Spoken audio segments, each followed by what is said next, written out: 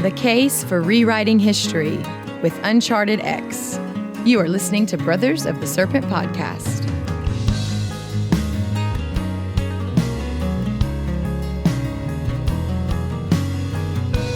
And welcome back, ladies and gentlemen, boys and girls, angels and demons and monsters and serpents, to Brothers of the Serpent podcast, coming to you not live from the 10 by 10 by 10 tangent cube of science, nestled amongst the dusty bones of an ancient seabed high atop the Edwards Plateau. We are once again watcherless. Yeah. No watcher. But that guy. he is actually watching over a football game from an ambulance. That's right. So, well, he's doing good works. Yeah, right now. He's doing good work. So we'll let it slide. Yeah, this time only. Just this one time. So we have a very special show for you guys today. We have a guest, Ben from Uncharted X, is here with us. What's going on, man? Hey guys, how you doing? Yeah, thanks for inviting me. Yeah, not much. Well, I mean, I guess part of the reason that you're watcherless is thanks to the doom of Damocles of Pacific Gas and Electric that I live under over here. That's right. And we had to reschedule because they pulled the plug on the power, and I'm glad we're doing it tonight because apparently they're going to pull the plug on the power again tomorrow morning. Anyway, other than that, I'm well. Well, thanks for coming on the show. I'm glad that you have a powered window in order to attend. Yes, indeed. Thanks for the invite. Yeah, I'm a big fan of your guys' work. I love what you're doing with Randall. And I'm happy to be here. All right, good. Thanks so much. Yeah. So do you have a solar panel on your roof with a battery backup? Not yet.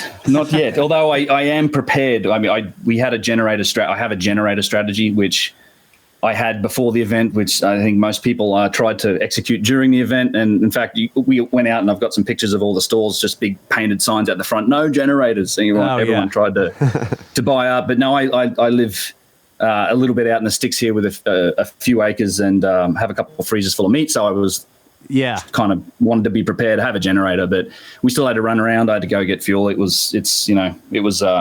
thought I was prepared. Actually, it was funny. The first power outage, I thought I was prepared. We were ready because I've got a UPS here with the internet stuff because obviously I work from home on the computer. My wife also works from home in her job. So I was like, oh, the internet will be up too. That'll be great. We'll be able to run computers and do that even in an outage. But turns out my ISP is a regional ISP. They went down as well. So I was stuck. I tell you what, after driving around for a minute during it too, it's like I don't think we need any super bugs to trigger the zombie apocalypse. If you just take away electricity and people's access to the internet and their phones for like a week, it'll kick off on its own. Oh man! Oh wow! Yeah, crazy. True. Freaking zombies are walking around just with no electricity.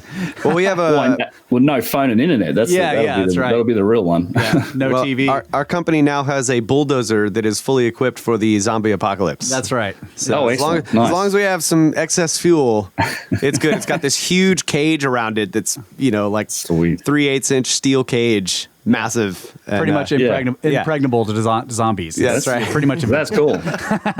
Reminds me of about a story about a man that wanted to talk to the bank in one of those in a little town. You guys are, I'm sure, familiar with it. You could use it to talk to a bank for sure.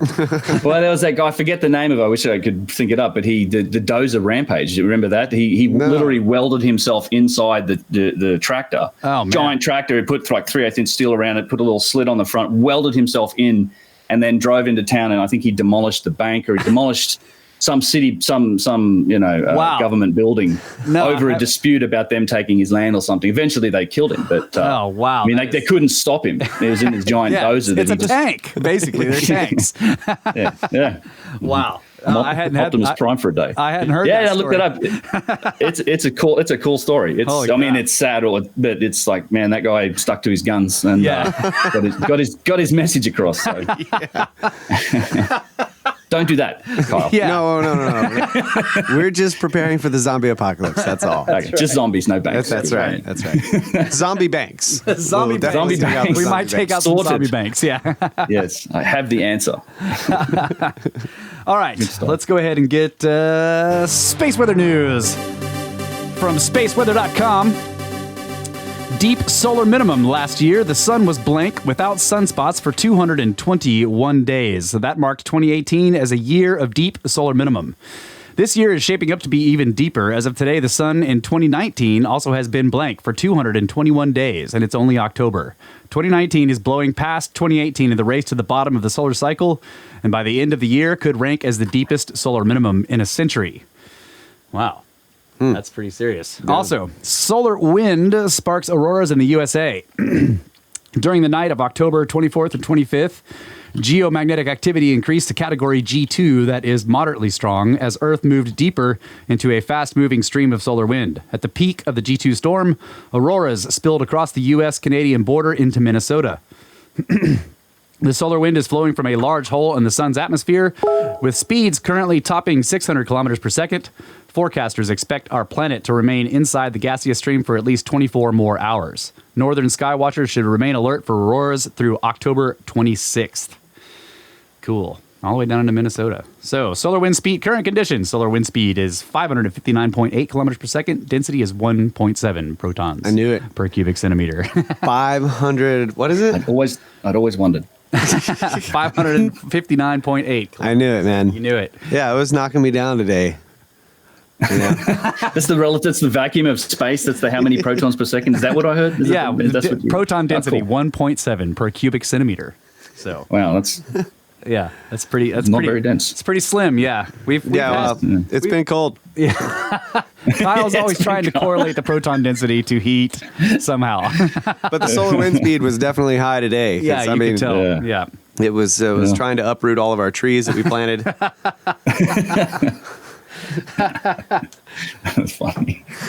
I see the dozer picture. That's amazing. I'll have to stick that's the video. Yeah. Oh, okay. Yeah. That's the video. Yeah. I'll have to stick that in the show notes. Wow. Look at that. A bulldozer rampage. Yeah, that's kind of what our dozer looks like. Yeah. Yeah. But it's cage instead of solid plate. Right. Yeah. Man, he should have dropped the rippers and torn that street up. Seriously. Yeah. Think you've seen potholes before? Yeah. That's right. All right, so Ben, tell us a bit about yourself and how you got into this, how you started Uncharted X, and what's going on. So let's hear about it. Yeah, Uncharted X has been just the sort of all-consuming thing for me, particularly this year. I kind of kicked it off at the start of the year, maybe at the end of last year. I was planning it, and I started the channel around, I think, November, the website and that type of thing. But I've been very engaged in this space for quite some time. I've always been interested in ancient history, all those types of things. My mother was a history teacher, if we want to go that far back. So I kind of got that bug for it at an early age. But it wasn't until, as probably with many people, it took after a few years after it came out, I read Graham Hancock's book, Fingerprints of the Gods. Oh, yeah. And that kind of rekindled something in me. But it took a while. Like I just was interested. I was always reading history books, but very orthodox history, if you like the Romans. And I just didn't have my own perspective on it in terms of, how valid this is in the bigger picture. And I certainly didn't understand like all of the conundrums and the contradictions that happen at the sort of at the further back in history that you go. And it wasn't until like 2013. I mean, again, I was just following Graham Hancock. I think I'd seen him on the Rogan podcast, and I was into his, I mean, we can talk about this as well, but I was certainly into his history stuff, but I had no idea about his thoughts or his books on consciousness and ayahuasca and that whole journey. Like that was a big revelation for me too. So I was a big fan of Graham. And then 2013 rolls around. He's on Twitter says, I'm going to Peru and Bolivia and I want to bring a group of people with me. Who wants to come? And I was, shut up and take my money kind of thing. And raced off down to do that. And that was pretty much the real trigger for it. 2 weeks in Peru and Bolivia with him and Brien and a small group of like-minded people. It's about 25 years. Perfect, really, really good trip. And I met some sort of lifelong friends on that one. And then I traveled again with Graham in 2015. And it was pretty much on that trip where I met Luke, who I did Puka J Productions with. We have another channel. And we pretty much decided to go down that route and start making videos. So I'd been doing that for a while previously, just personally doing that type of thing. But then we just got really onto the idea that, it felt like there was a space with the consumer products had come down in price and up in quality to the point where we were able to go and capture footage on sites of these places, get a real new look in 4K, with these stabilized bits and pieces of just consumer gear without spending thousands and thousands on stuff. And then, and what I thought would there was so much information in all these books and all these authors, and you have to be right into the topic and read a bunch of stuff, and it's like this world opens up. But I felt to me like there was room for somebody to try and pull all that out and put it together along with this footage and give people a new look at this stuff in kind of this new media light, if you like, on YouTube and videos, documentaries in a modern way. So that was the genesis for it. And we then traveled around the world for a couple of years, getting footage, making videos, that type of thing. And then we just creatively went in different ways, and we're still mates and hang out and make music. He has his channel. In fact, he's got another trip. I think he's setting up a trip to Egypt next year. He has a YouTube channel. I went and did mine, and Uncharted X, that I started it at the start of the year, and then I wasn't expecting the type of growth that it's had, which has been great. But it's been amazing. Yeah, I went balls to the wall kind of thing all year. That's all I've been doing. I honestly, I haven't worked this hard in years. Like, that's what it feels like. You quit your job and now you're working harder than you ever had. I quit my day job to do it, and then it's just I haven't taken any, like, only a handful of days off in the last year, to be honest. Just the same routine of trying to be here, do what I'm doing at our place here, and then work on this stuff. So it's rewarding. I've been planning it for a long time, and I've been writing for a long time, but it's nice to put the time into these videos, and so people seem to like it. Yeah, your videos are incredibly well put together. So tell us a little bit about the process. Like, I don't give any secrets here, but you seem to put a lot of time and effort into it. So I think that's the secret. That's with anything. It's the time and effort that it takes, because this stuff does take significant time and effort to roll through. Obviously, there's an investment up front to get all the footage. Like, I've got terabytes of footage and all that type of stuff from all these different places. That's one part of it. But for me, the other part and process is no secrets. It's constantly evolving. I wish I could improve it, because I feel like it takes too long as it is. But generally, I write. The way I do it now is I probably write about 20% of the stuff I write gets turned into videos. It's essentially, it's like I am writing a book effectively, and these are kind of chapters, parts of it. That's the way I think about it. And then I'll adapt that topic into a particular video. And that's where it starts, and then it turns into a full script. I pretty much script everything, and then record it, do the voice part. Then the editing takes, I imagine some of them upwards of like 50 hours editing just in the Premiere to put it together and get it right. And half of them end up being so long. Like, a lot of them are towards 50 minutes, 45 minutes. So I wish I could do better. There's a lot. I think there's room for shorter content. I'm trying to get down that path too. But I have to say, not for me. Like, when I was first going through all of your stuff, I was scrolling through the entire list of videos you had, and I played all the longest ones first. And then started listening to the shorter and shorter ones, because I want to hit play and let it go.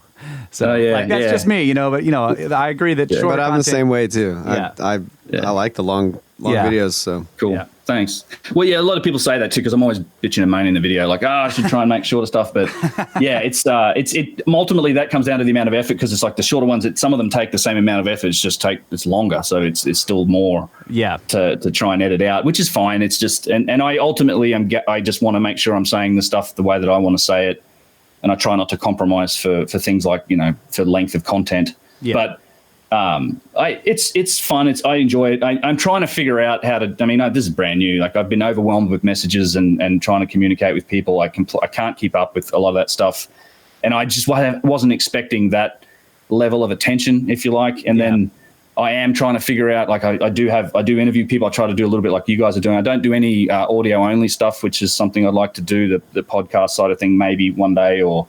The live streaming as well is another aspect that I'm trying to figure out. So the process is ongoing and evolving. I just keep beating on stuff until I'm happy with it. And you do have a couple, like 4 that are called podcasts on there. I got a few. There's random thoughts that I couldn't put into a specific thing.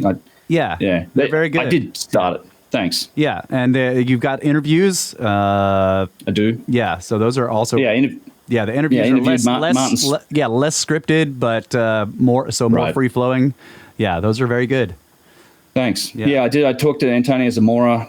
I've been back and forth with him. George Howard actually pinged me on Twitter, says he'd like to come on and chat. I'd love to do that, as well as, I talked to Martin Sweatman as well. I need to get better at the interview side of stuff too. I feel like there's a lot of room for improvement on all of that stuff, but it's a...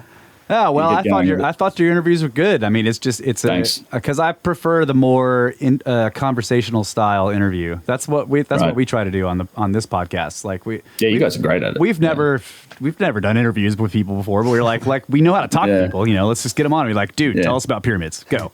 Question number 1: what is your name? Yes. Question number 2: where were you born? Right. Yeah, I get all twisted up in my own head trying to figure out that stuff. But you guys are great. I mean, I really do appreciate the format that you've got Randall into. Like, I feel like there's a lot. You guys have really done a lot to try and bring that to the audience that likes podcasts and modern nuance. Because he's just you watch some people that watch videos. They're like, oh, I don't like the way someone speaks or the style of this or that, and if their information is good for them, I've always been someone who's like, I just don't care. Like, I don't care what the quality or what it is. It's about what they're saying and if it's working. If it's something that I'm into, then I don't care about that stuff. But I think I'm in the minority. Most people like there's the format. Some of that all matters. So, you guys are doing a great job with a lot of that with Randall. I love his library of stuff too on that. Just all these old school presentations. What I would have given to be in that room in Georgia with all those people, with all those lectures while he's up there with his slides. I'm like, that was... Yeah. Well, it was like that at Contract at the Cabin, so you need to come to the next one, buddy. Sure. I am going to be at the next one. It was literally like that. Myself a ticket. It was like a large living room, but a small room. In terms of like auditorium style thing. It was just like 30 people in there. He's got so the lodge that we were staying in had a flat screen TV that was sort of mounted up high, and a big couch in front of it. And Randall had a stick, and he's like whacking the TV. He's like, whack! You guys gotta look at this spot right here. And Plasma's like, we're like, stop hitting the TV, Randall. Well, I know one of the lectures, a couple of lectures, I think at least one's up there on his channel from Contact. I really enjoyed that, where he was looking at maybe potential impact sites. Yes.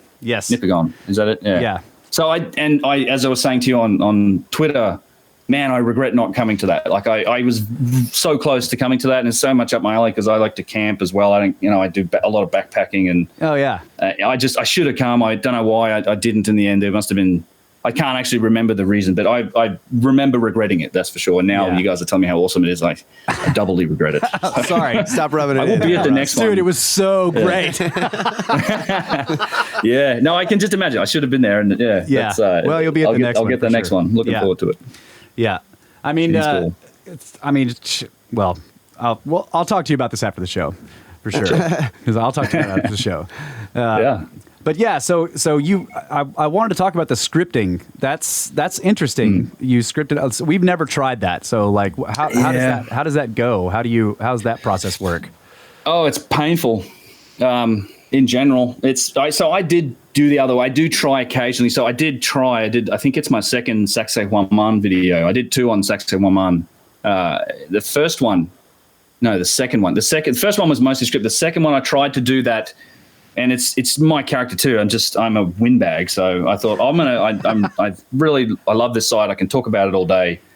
So I sit down, I'll watch this footage, and I'll just record myself talking, and I'll try and do it that way. And I end up 2 hours of me yapping and stuff. So then the editing process was so painful, having to listen to myself and edit myself into something that then I was happy with. I just didn't like that, and I did do it though. I mean, with Luke at Puka we were mostly unscripted, but even in this format, talking to somebody, it's nice to have a foil and somebody else to talk to when I'm sitting here on my own. I seem to be. It's radically different. Like I'm okay live streaming, but just trying to record myself sitting there and doing it unscripted was really hard. I find that difficult. So scripting helps me, and I can narrate my thoughts. I can certainly I feel like writing my thoughts. I can express them much more effectively than me just trying to say it. Sometimes, as with I used to in my old job, like I used to do a lot of public speaking, just tons of it. But as with anything, as with this topic, that all requires practice. So whatever topic you're talking about, if you've talked about it before, you get that spiel, you develop that over time, right? There's a way to get into that. And I either don't practice enough on some of these things to be really comfortable just doing it without scripting. So yeah, I write stuff down, and I enjoy writing too. Like I do sit there occasionally getting into a topic, and I just lose myself for a few days writing. Yeah. And out of that comes the script, and then you sort of hammer it into place as I go. I edit the heck out of myself. I probably should edit some more, but no, I don't. I'm usually way more opinionated in my writing. Like I take way more shots, and I'd have to tone it down when I actually did the recording. I'm like, okay, I don't need to quite call them that many names.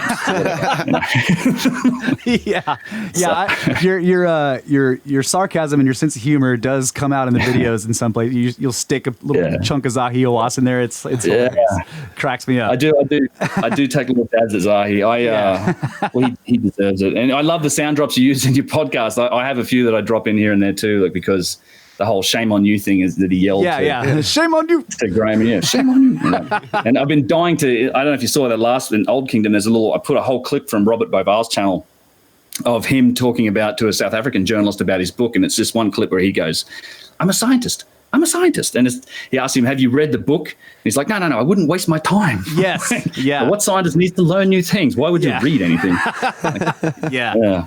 I've been dying to use that. Yeah, so. Yeah. So tell us about that. You were actually there for that. I was. Yeah.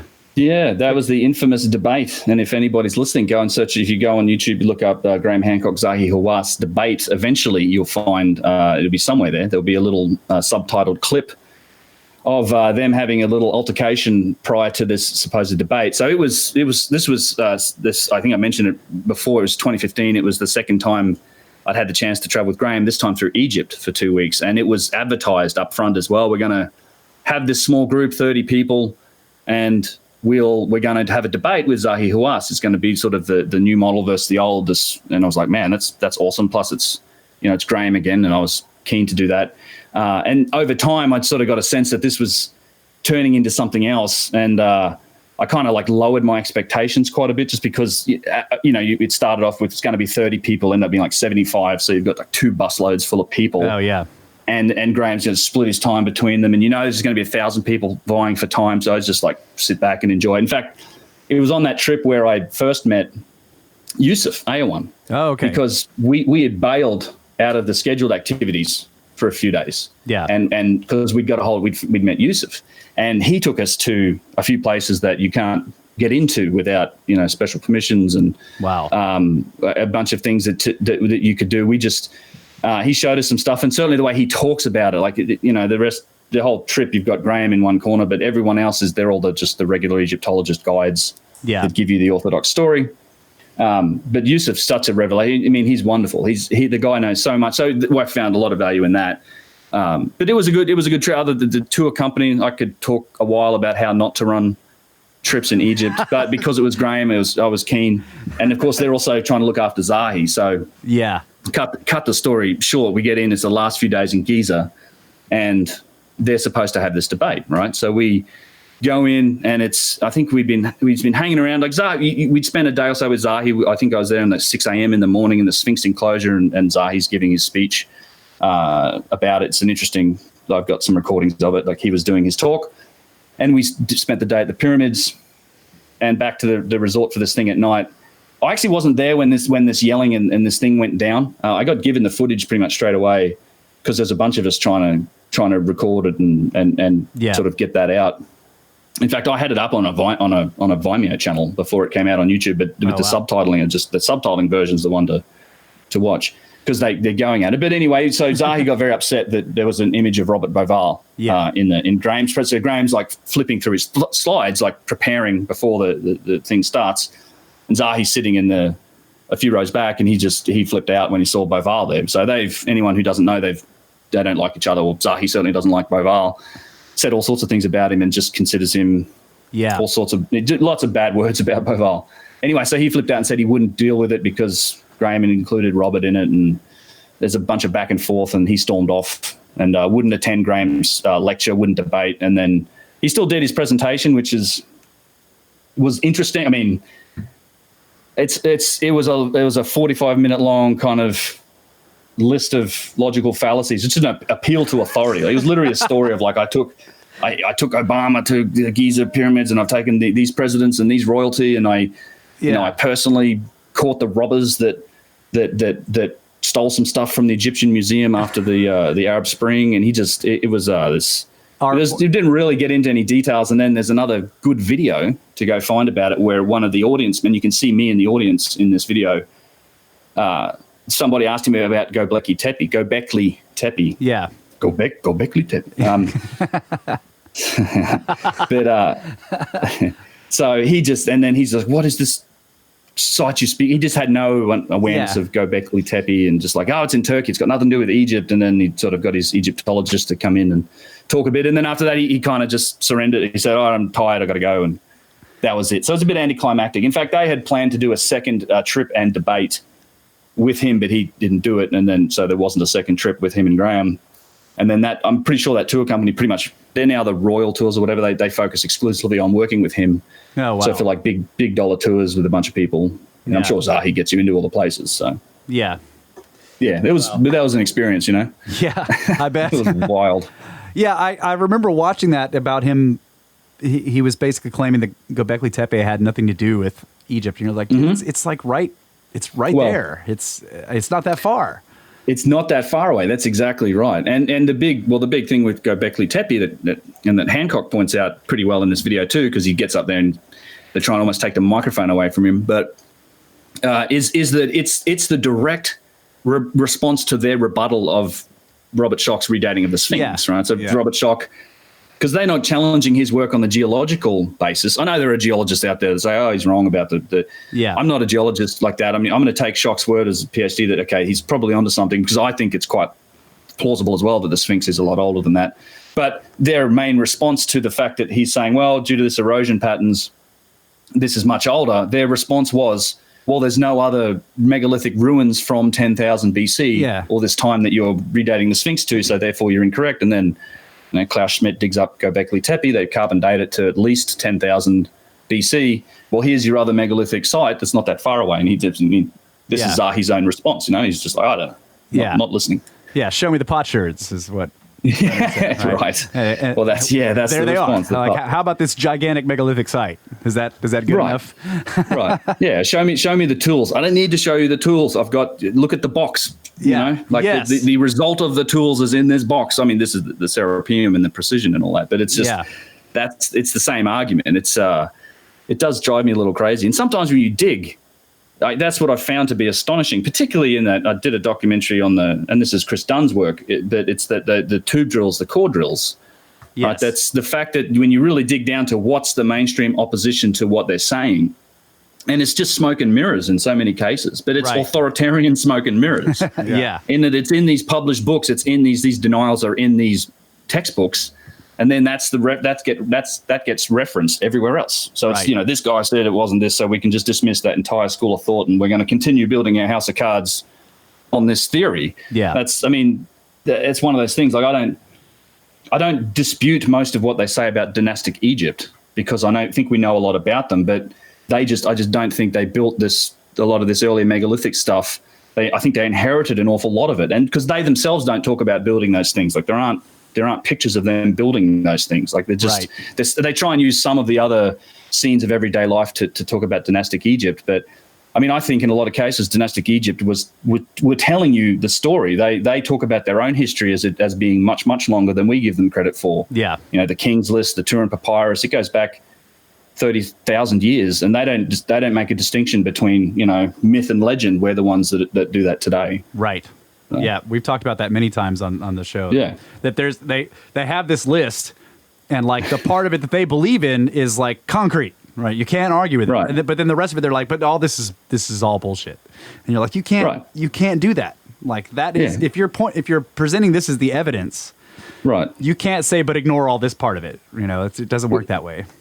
Yeah, that's not the context that the dynastic Egyptians said about it. They literally called themselves a legacy civilization these people and of these times. And it's like, Yusuf makes a great point in one of the videos. He's like, I agree with him. I don't think you can separate the dynastic Egyptians from that builder culture. I think they are a legacy of them, because I think a lot of the statues, like you can talk about the objects and the pyramids and things as potentially functional, and I think they were. That's a whole other discussion. But when you get to the precision statues, and some of that really big work, that's symbology, that's artwork, you can't really call it functional. Right. So, and therefore it's a representation of the builders in my mind. And I think that's what the dynastic Egyptians modeled themselves after. They inherited these objects and elements of their culture from these people. Now, they weren't able to activate the stuff, or they weren't, it had been broken down and suffered cataclysm, or it was just little fragments of this earlier people that they inherit. But I still think they're connected to it. And I mean, there's a subtle point that I get into in the videos is that it doesn't sound Yusuf. This is pretty much Yusuf's evidence that I cite for it. And he's a stonemason. He does not believe that. He thinks that all the writing came from the dynastic period. So, and I think a lot of the writing, I think all of it came from the dynastic period too. Even the very good writing, like they definitely developed the capability to work in granite and do nice writing, but you just don't see the same evidence of machining that you see in the objects and the like the boxes, the slabs, the statues. You just don't see, even with the good writing, you just don't see the same machining marks. It's a different process. And then in many cases, the writing's just got awful compared to the object. It's like most of those objects have been vandalized. To me, it's like one of those things when you see it, you can't unsee it. If you go to the Egyptian Museum, it's like, who the hell scrawled on all this stuff? Like, it's night and day. But that guy wrote his name on it, therefore he made it. That's right. So when you say the very good writing, like I saw some of the like the obelisks and stuff that have like really sharp edge carvings that, the writing that goes pretty deep in, has shadows on it and all that. It's like perfect rounded edges on the, on some of the figures and stuff. Is that the good writing you're talking about? That is, I think, Yusuf still contends that is, even in that case, like they weren't without iron tools forever. Like they did develop the capability and they could do it. And I think they could work in that material later on. Certainly not in the Old Kingdom. To me, the biggest issue I have is the contradiction of the Old Kingdom when they were, even mainstream says they didn't have iron. It was all just copper chisels and pounding stones. But later on, they certainly had access to harder tools. I think they developed that capability and they probably got really good at it. But so where he draws the distinction is you don't see the same, the circular saw holes. You don't see the tubular drill marks, the circular saw marks. And then there's the machining marks that you see on stuff. Yeah. That you never see it in the writing, even if it might be on the object itself, which Yusuf contends means the writing probably came later. I think he's correct. But even with the good stuff, it's some incredibly fine work in some places, and there's a couple little exceptions. Like there are these little circular, almost protrusions, almost looks like a tit with a nipple on it in some cases, or a little sun disk. And I think a lot of those are contemporary with the objects. Mostly, you can tell for me is because of the polish. That's the other aspect of it. The writing is never polished like the object, but you'll see. In fact, I should send a link to a picture of this pyramidion. It's in the museum. It's a great example of it because there's just beautiful carvings on it. So it's clearly a really important piece. But, it's this giant picture of this bird, but the interior space where the bird's wing is on this object isn't polished yet.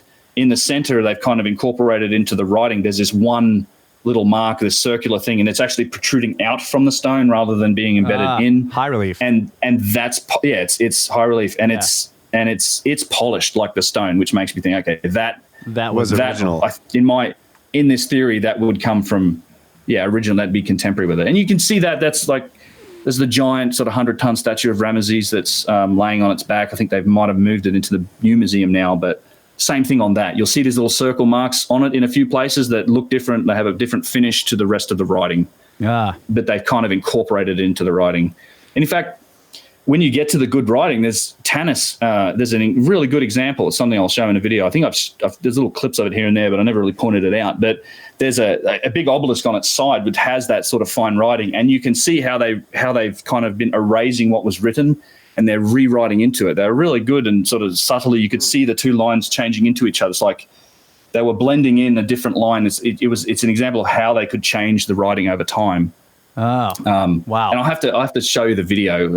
I'll find a picture of it, but there's it's complicated when it comes to all of this stuff. I think to my mind, what we should be doing is at least acknowledging the possibility. And if we acknowledge the possibility that maybe there's something to these high technology objects, then I think we certainly have it within our technological capability to go and learn a lot more and find out. Like, let's go get hyperspectral imaging done on this stuff. Let's take molds of all of the drill holes that we know of. Let's do all of this. I think it doesn't get done because it just doesn't fit that overall premise of, well, it must have been done by the dynastic Egyptians and it must have been done in this primitive fashion. I think that's what holds back, a lot of the research, because you have to have the right motives to do it. Otherwise, it's not going to happen. But it's like the Clovis first model in the Americas. Once it started to fall apart and archaeologists started to dig below the Clovis layer, they continued to find artifacts. Right. And it's like, but they never did that before because you got to Clovis and you knew that they all knew that was the first one. And so you don't dig any farther. But now they're like, okay, maybe there is older stuff because you got these sites that are showing 20,000 years, maybe 140,000 years. So now they're digging deeper and now they're finding artifacts. So I agree. Exactly. Once the mindset, once the paradigm changes, then that changes the way they look at it, and we can find out so much more, and it would happen very quickly. It would be an avalanche. So I think so too. Yeah, I think we're nearly there with some of that stuff. The other part of that is it's like, as soon as that guy, say the Clovis culture, if once the institution that funds it finds out he's digging past that layer, then that's like it gets pulled. And the same thing happens in Egypt, unfortunately. Like, if you look at, there have been attempts. They are doing some interesting things. They're still they're doing the muon detection again recently. I think NEXT, we talked about him a minute ago. He just posted a few weeks back pictures from the subterranean chamber and the Queen's chamber. They've got the muon detectors in there. Those are chambers you can't get into unless you've got the special permissions to get into the Great Pyramid. So so they're doing that, but as far as I understand it, and look, I'm no expert. I'm not part of any of the institutions, but it seems to me that obviously to get any permits to do work in Egypt, you've got to partner with the Supreme Council of Antiquities. Yeah. And mostly it seems like the deal is that they get to control the release of information. Right. Yeah, they control the narrative. Exactly. So, and there's a good example. I'm going to get into this when I get to Hawara. It's something I've been writing. But there was an expedition to Hawara that was completely suppressed. Like, there was a French guy that ran, I wish I knew the names off the top of my head, but he ran this expedition to Hawara to go looking for the labyrinth. Yes. And he looks like he found, like, because Petrie found the labyrinth, and what he described was a floor, like a granite or a basalt floor. Hold on. And these French guys are like, wait a second, let's take a break. We're up at a break, and then we'll get into that when we come back. Because that is the labyrinth is a fascinating story. And I give you a chance to look it up. Yeah. Who is that guy? Let me do that.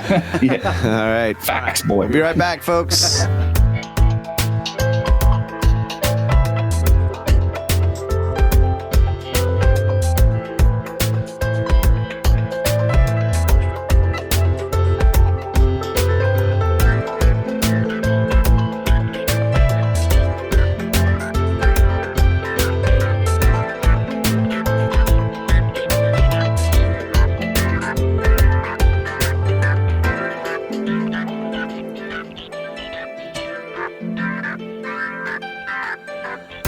And welcome back, folks. Brothers of the Serpent podcast. Amidst copious amounts of aromatic tobacco smoke, we're here with Ben from Uncharted X. So glad to have you on the show, buddy. And where were we going here? We were going to Hawara. Hawara. We were talking. Yeah, we ended up somewhere near Hawara. Yeah. I think I was talking about the expeditions and the nature of, I guess, doing expedition and real investigation business in Egypt, and how it's controlled by the Supreme Council, of Antiquities. And it's a interesting story at Hawara. It's something that I do want to, do a little bit more research on. And but there was an it's a notorious case of an expedition. I think it was around 2008. Yeah. Of an expedition that went to go and try and do some seismic surveying and non-intrusive surveying at Hawara using some form of new technology. I'm not sure of the details specifically, but what I do understand is that they were basically closed down and the findings were never actually released by the Department of Antiquities, and the guy who ran that expedition had to put up a website later on to publish some of his findings briefly, and then that disappeared. Yeah. The only records you can find for this now are on the Internet Archive, the Wayback Machine. But the whole labyrinth at Hawara is a really interesting topic because Petrie reports having found what he called a floor in an excavation. He thought there was this big, I think, limestone or basalt or granite, I'm not sure what stone, but these giant blocks. He called it, well, I've just hit a floor, like what was a foundation floor. But apparently the results from this expedition were essentially saying that, well, what he found was the roof of a part of the labyrinth. There was likely cavities underneath it. And yeah, I think and you go to Hawara, man, they've been digging everywhere. Like there's evidence of excavations all over the place, but I'm sure that there's tons more under the sand if they would they want to go and find it. But yeah, we talked about that on the show a long time ago. Yeah, they were that expedition or whatever. They did a grid with the GPR, as far as I remember, right.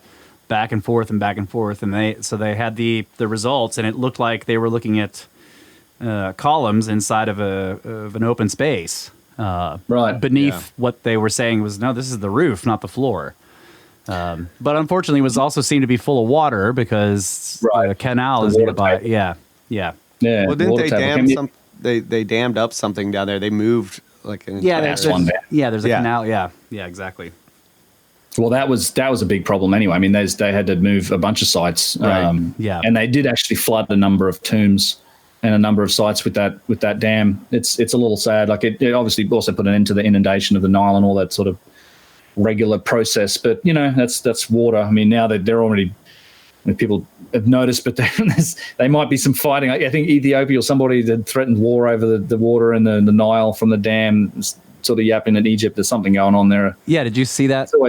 No. So we did we did a report recently on Graham's book, The Sign and the Seal. And it's interesting because he goes through how at some point when the Templars seem to have been in Ethiopia, and they were there with the King Lalibela, that there was a plan to divert the waters of the Blue Nile into canals and mines in order to keep Egypt from having its floodwaters, which allowed them to grow food, because at the time the Templars were in Egypt fighting against the Egyptians, and that was their plan, to like sort of starve them out. And now I just see in the news that this same sort of thing is being threatened with Ethiopia, like threatening to like divert the waters of the Blue Nile away from Egypt. And I'm like, holy crap! Ancient wars, still fighting them. Give us back the Grail. That's right. They're still looking for the going Ark on in the background. That's right.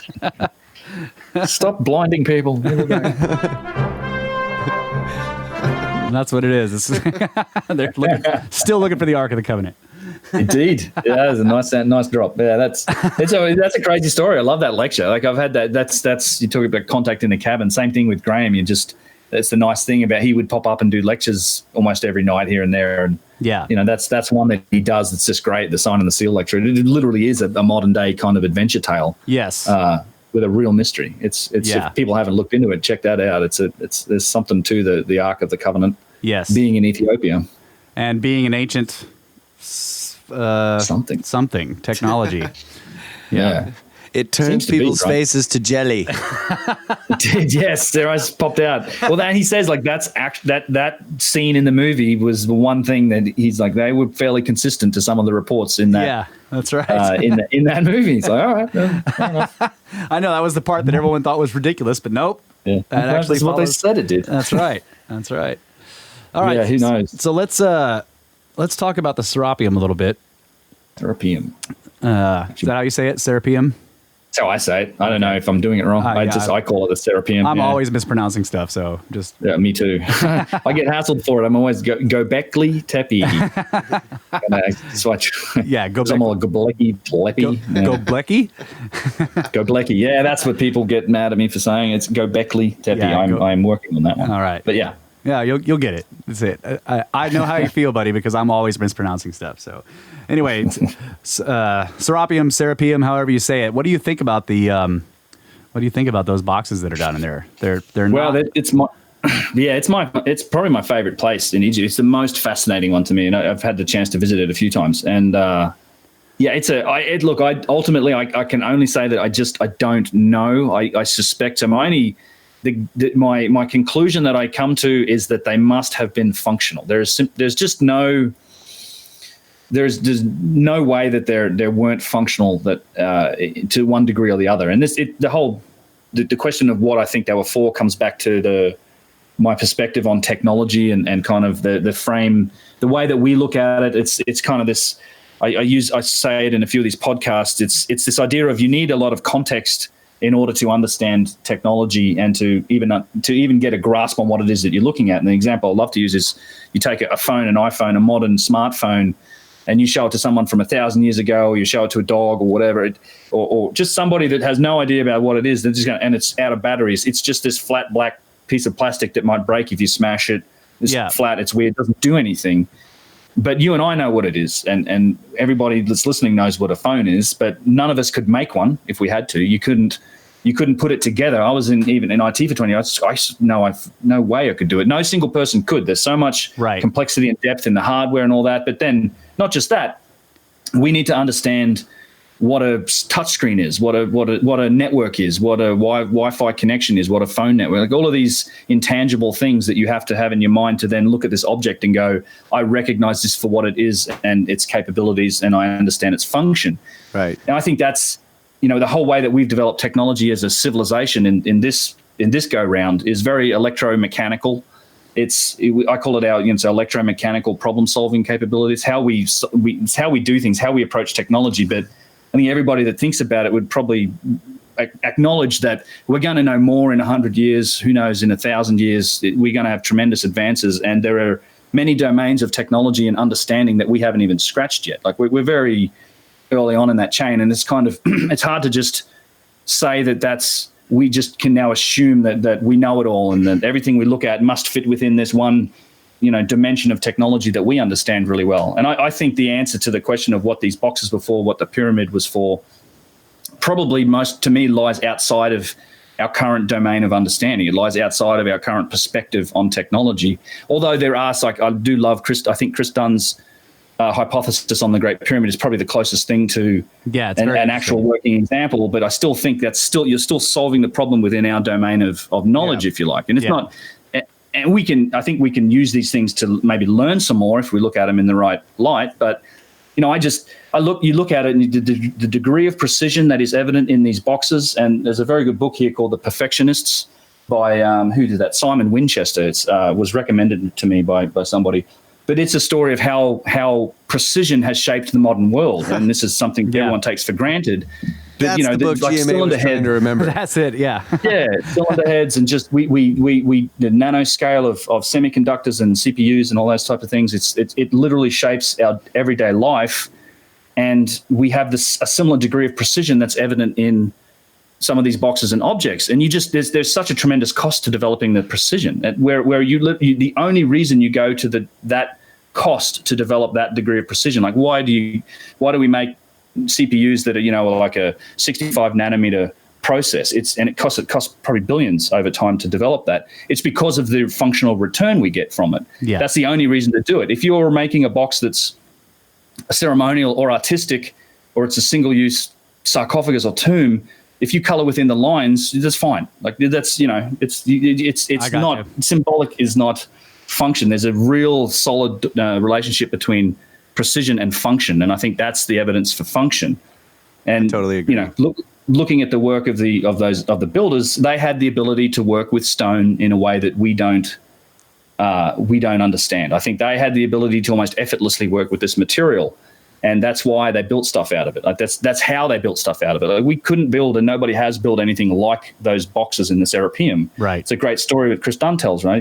He tried, and they're all like, well, I think we could do it, but the cost would be so astronomical that it's prohibitive. Yeah. And the closest you get is 5 pieces bolted together because we know how to cut slabs. Yeah. Tremendous. Would take all sorts of effort, but that's how I think about it. So what I think their function had to do with, it required solidity above all else. Like they seem to want to be making these boxes as solid and as default free as possible. And the reason I say that is because you have in a lot of places on the boxes, the cracks have been scooped out. There's this odd, I mean, they're almost precise in their sharpness and their angles. Everything's faceted, but everywhere on these boxes, anywhere there's all these weird scoop marks like eggshells and ice cream scoops have been taken out of it, some quite big. And they've emptied out the cracks. Like any cracks in the boxes, they just empty that out by carving it out so the crack can't go any further. Now, you only do that if you're concerned about solidity. And I actually think that's also the reason that they abandoned what is probably the biggest box down there. It's one of my favorite box out of all of them. There's this giant big black box. It's like 10 feet tall that's in the back corner in an area that you can't generally get into. And it's incredible. It's the biggest one there, I think. It's just gigantic, but it's got this giant crack in the back of it. And consequently, I think they parked it there and they never finished it because it's still slightly, even though it's precisely made, it still has a rough finish almost. Oh, okay. The underside of the lid is almost to its final stage, but I think because it developed this crack, they were like, well, we're not going to take this all the way to that finished, polished product at the end because, I mean, whatever they're doing, particularly the inside dimensions, seem to have been extremely important that they be perfectly finished of the same dimensions. So there are no scoops on the insides? No, as far as I can see from all the insides that I've looked at, they are just perfect. Yeah, square. So they had to have a box that when they cored it out, they cut the lid off and cored it out. The lid. Also, the other question is, the lid is from the same exact piece of stone, right? They cut the lid off first, then they core out the box. They put the lid back on top. So it's like, otherwise you could get a different box and put that other lid on it, but it's like they wanted this uniformity of continuity of stone too. It seems like in that way, And so it's like they core it out, and if there were any cracks in the core, they trash the box. So it's like, where are all these trashed cores? Where they found cracks inside. I don't know. I mean, I think because for sure they were doing a lot of that work down there too. That's what's also insane is that you have boxes in various stages of production in the damn tunnels underground in the darkness with no ventilation, no lights, and no evidence of exhaust fumes from fires and stuff. Where's like that. all the debris? And you can imagine just trying to work on that granite in our modern times. That place would be filled. It'd be toxic. You'd fill it with dust. You try to work a granite saw on that. Because it's fun to go and compare it. You go and look on YouTube. Look at how we process granite today. How hard that is. Yeah, like the giant sawmills that we use, the tools that we use. Yeah, and water. And they're doing water. And water, lots of water. And they're doing that stuff, underground. Like they're taking it from a rough box shape down to precise geometric detail, and then polishing it to this incredible shine that reflects light, which is not a natural property of granite. Granite doesn't do that. It's hard to make granite do that. So our buddy, an engineer and band member, Archer, came on the show a while back and did an episode on the Serapeum, then came back and did an episode on precision, because it's basically been leading him down this same rabbit hole, right?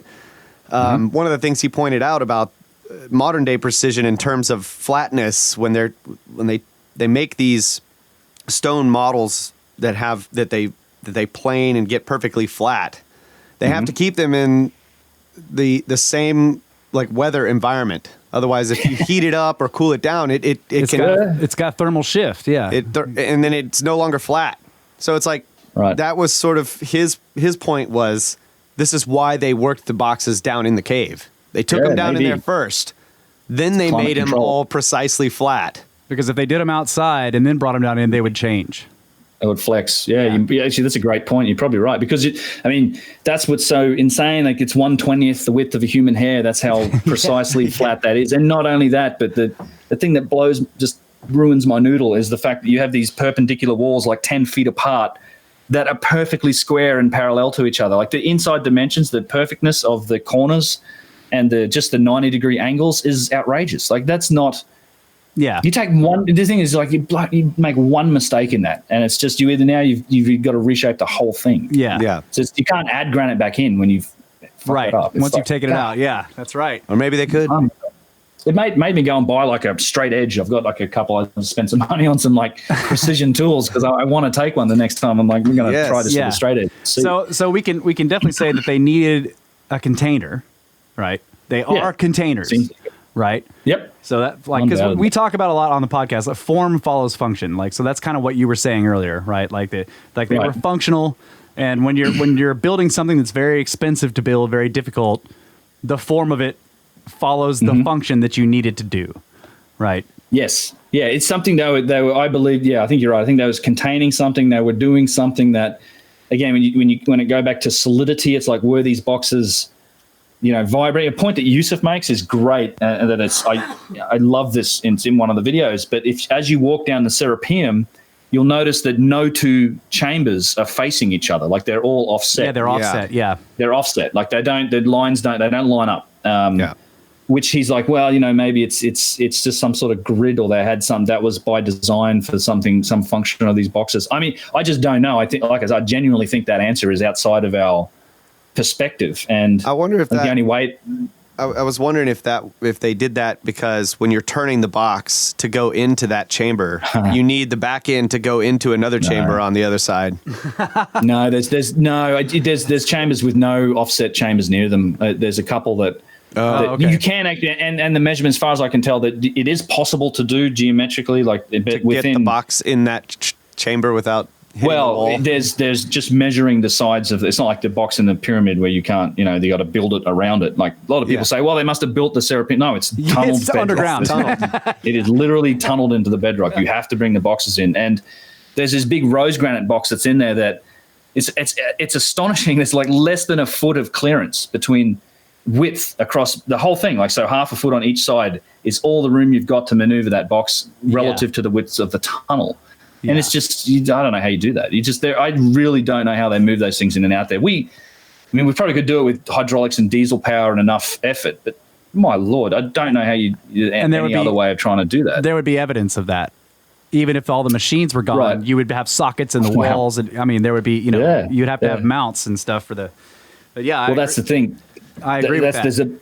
There's the box in the hallway, right? That has that has no evidence. I mean, I like to use the example.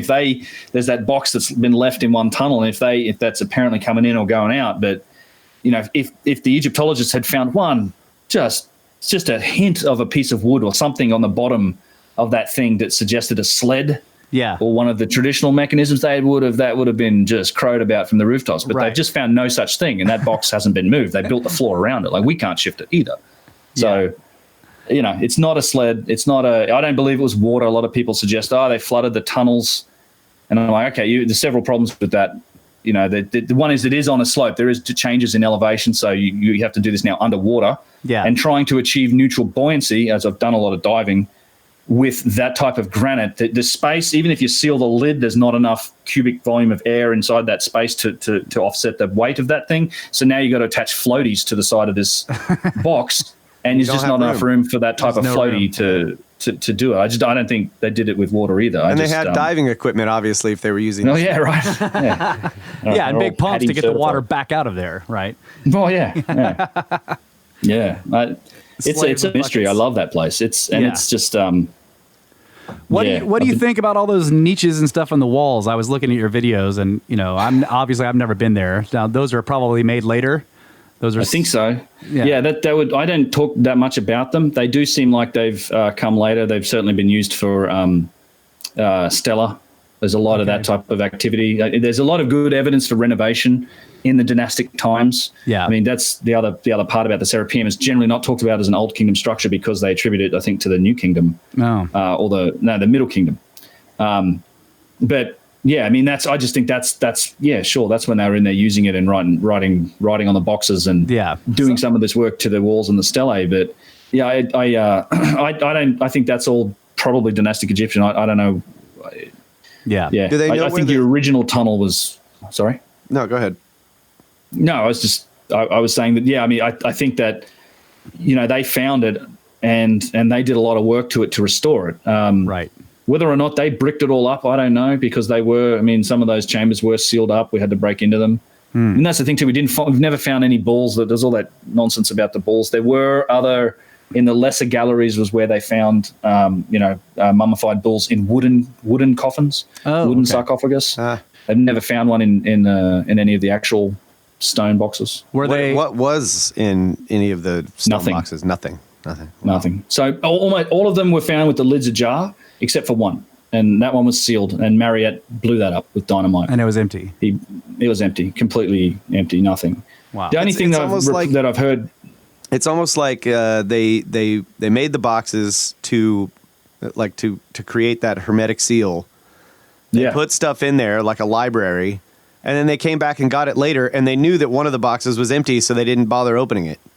Yeah, that's a completely plausible explanation for it. I think you could be right. Like Yeah, I don't know. They seem to be deliberately empty. The only thing that I've ever heard found in any coffers is the one at the Osiris shaft at Giza that Brien Forrester reports has some sort of black goo around the inside, and that also matches with the circular coffer at Zawiat El Aran that was also excavated by Barsanti. Oh yeah, okay. That had some sort of black layer around the inside lip of it, but that was it. Like they thought they were going to find, sarcophagus and a mummy and all that. But yeah, some black goo. What I was going to ask you is, do we know the source of the granite? Like, where did it come from? What quarry? Yeah, there are a couple different sources that I know of. I'm just looking at my pictures now. I'll put a picture of this blown up box in here. There is a couple sources of the granite. There's one rose box. So the rose granite probably came from Aswan. So Aswan's a rose granite quarry. That's where most of the rose granite seems to have come from. But most of the other boxes aren't rose granite. They're all like black granite or cyanide or, cyanite with chunks of diorite, whatever. There's a million different names to call granite. It's just it's a conglomerate. Each stone's a little bit different. But they seem to have come from other quarries. There's one called the Wadi Hammamet quarry. That's a black granite quarry. I think it's like 300 or 400 miles from the Serapeum. I mentioned it in one of my videos, and it's over land. Not only that, it's over mountain ranges and land. You can't put this thing on a barge and float it down a river. That's and right. You're carrying like 100 ton at least, if not more, out of the quarry with the lid. Solid piece for that distance over land and sort of terrain. I just jeez.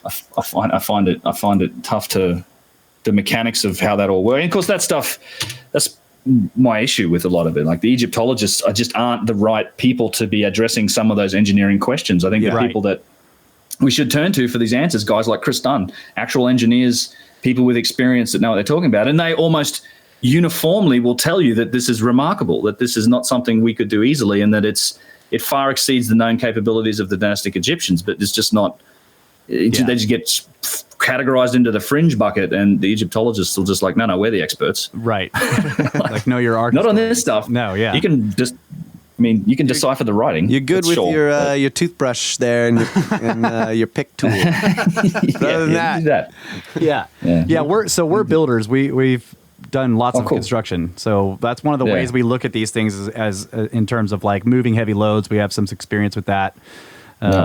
Our father especially has done a lot of, crane work, putting up big, like steel high rises and stuff like that. So he knows, and we talked to him about it. And yeah, I agree. Like you look at those boxes in particular, the precision for one, it speaks to somebody who had more of a purpose for you're not burying something in that. I mean, if you're burying something in it, it's protect it from it, like he was saying. The hermetic seal part and the fact that they're so incredibly solid, like you were saying, and the fact that when I was looking at the scoop mark stuff that you were showing in your videos, I'm like, okay, they're making sure that these things are invulnerable to any kind of cataclysm. That's what it seemed like to me. You don't want cracks in your stone if you're expecting earthquakes and water to come in or whatever, and that you're going to come in and try to retrieve whatever you've left in them later. If you're trying to protect. And if you look at mythology, like you've done in some of your videos, in a lot of the mythology about world-destroying events, someone will get warned and they'll tell them things like, go and take all the knowledge, all the books or whatever, and bury them, and then return, and then go retrieve them later, right? Yeah. And so I look at something like the Serapeum boxes, and I'm like, that's what this was. It was a library.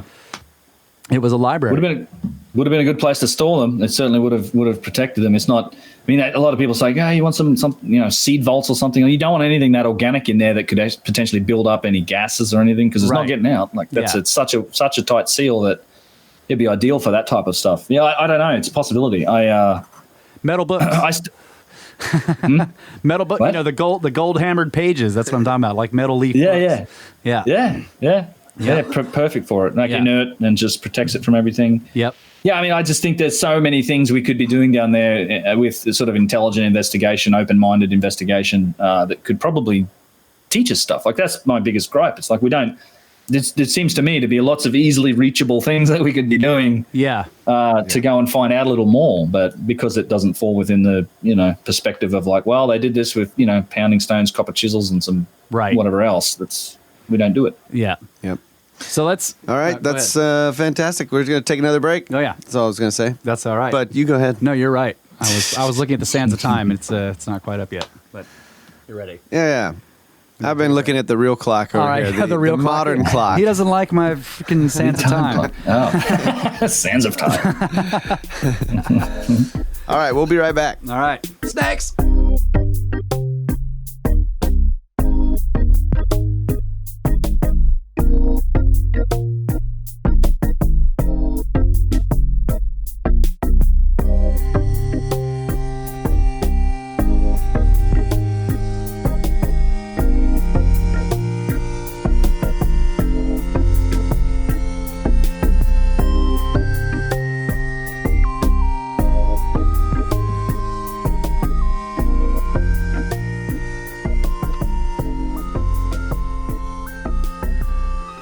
And we are back.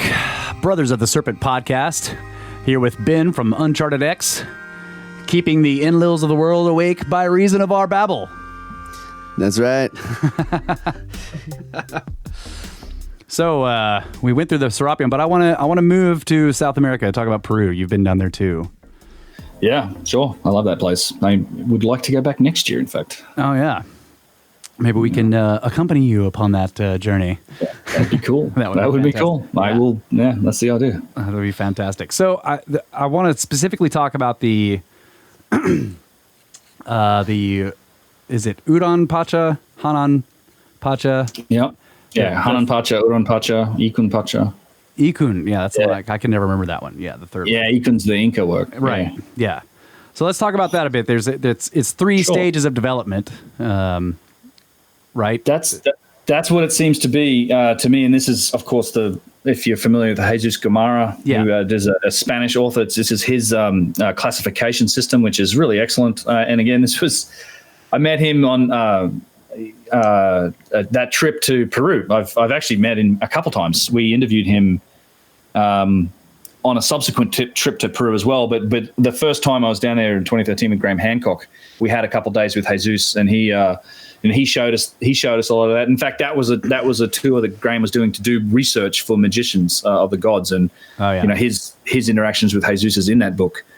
But yeah, he has an excellent classification system. I think it makes all sorts of sense. There seems to be three, and he actually applies it globally, and it does make sense even in the global sense. Even though you have like most of one type of megalithic style in Egypt, he still maintains that there is all three styles there, and in other parts of the world. It's a pretty good argument.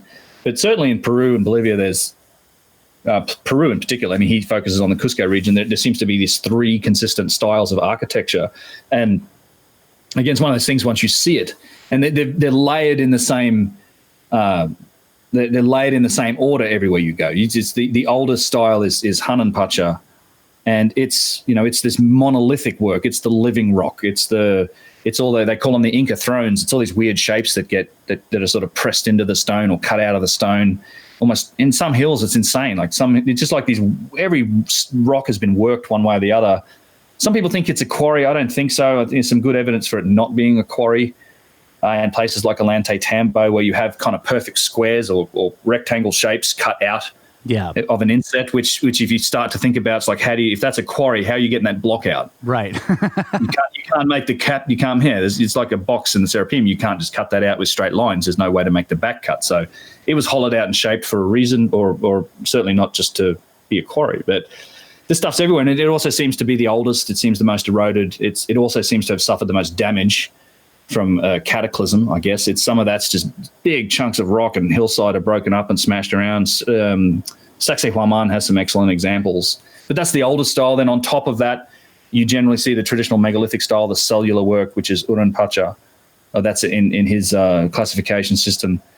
And that's the second style, and that's the traditional megalithic style. It also shares vitrification with the oldest style. Like they both seem to have been vitrified, or sections of it have been vitrified over time.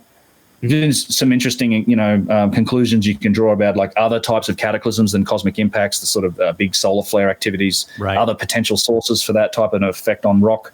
But it has the crazy precision. It has the, it's the walls of Sacsayhuaman. That's that second style. And then this is the real giveaway to me, is everywhere you go, you see all this other work that's on top of everything. It's the Inca work, the quite clearly primitive loose rock work, which is called Ikunpacha. And that's everywhere. Like, that's prolific. It's the terracing on the hillsides that is everywhere. The Inca they were a huge culture. They did a lot of work, but mostly it seems like they discovered these megalithic ruins and they rebuilt them and they used them. And they thought they were as sacred as we do today. Like they centered their entire civilization around Cusco, which was the sort of the center of this abandoned megalithic and overgrown and destroyed work. That's how I think it went down. That's Brian Forrester opinion, and a lot of people think this is the case.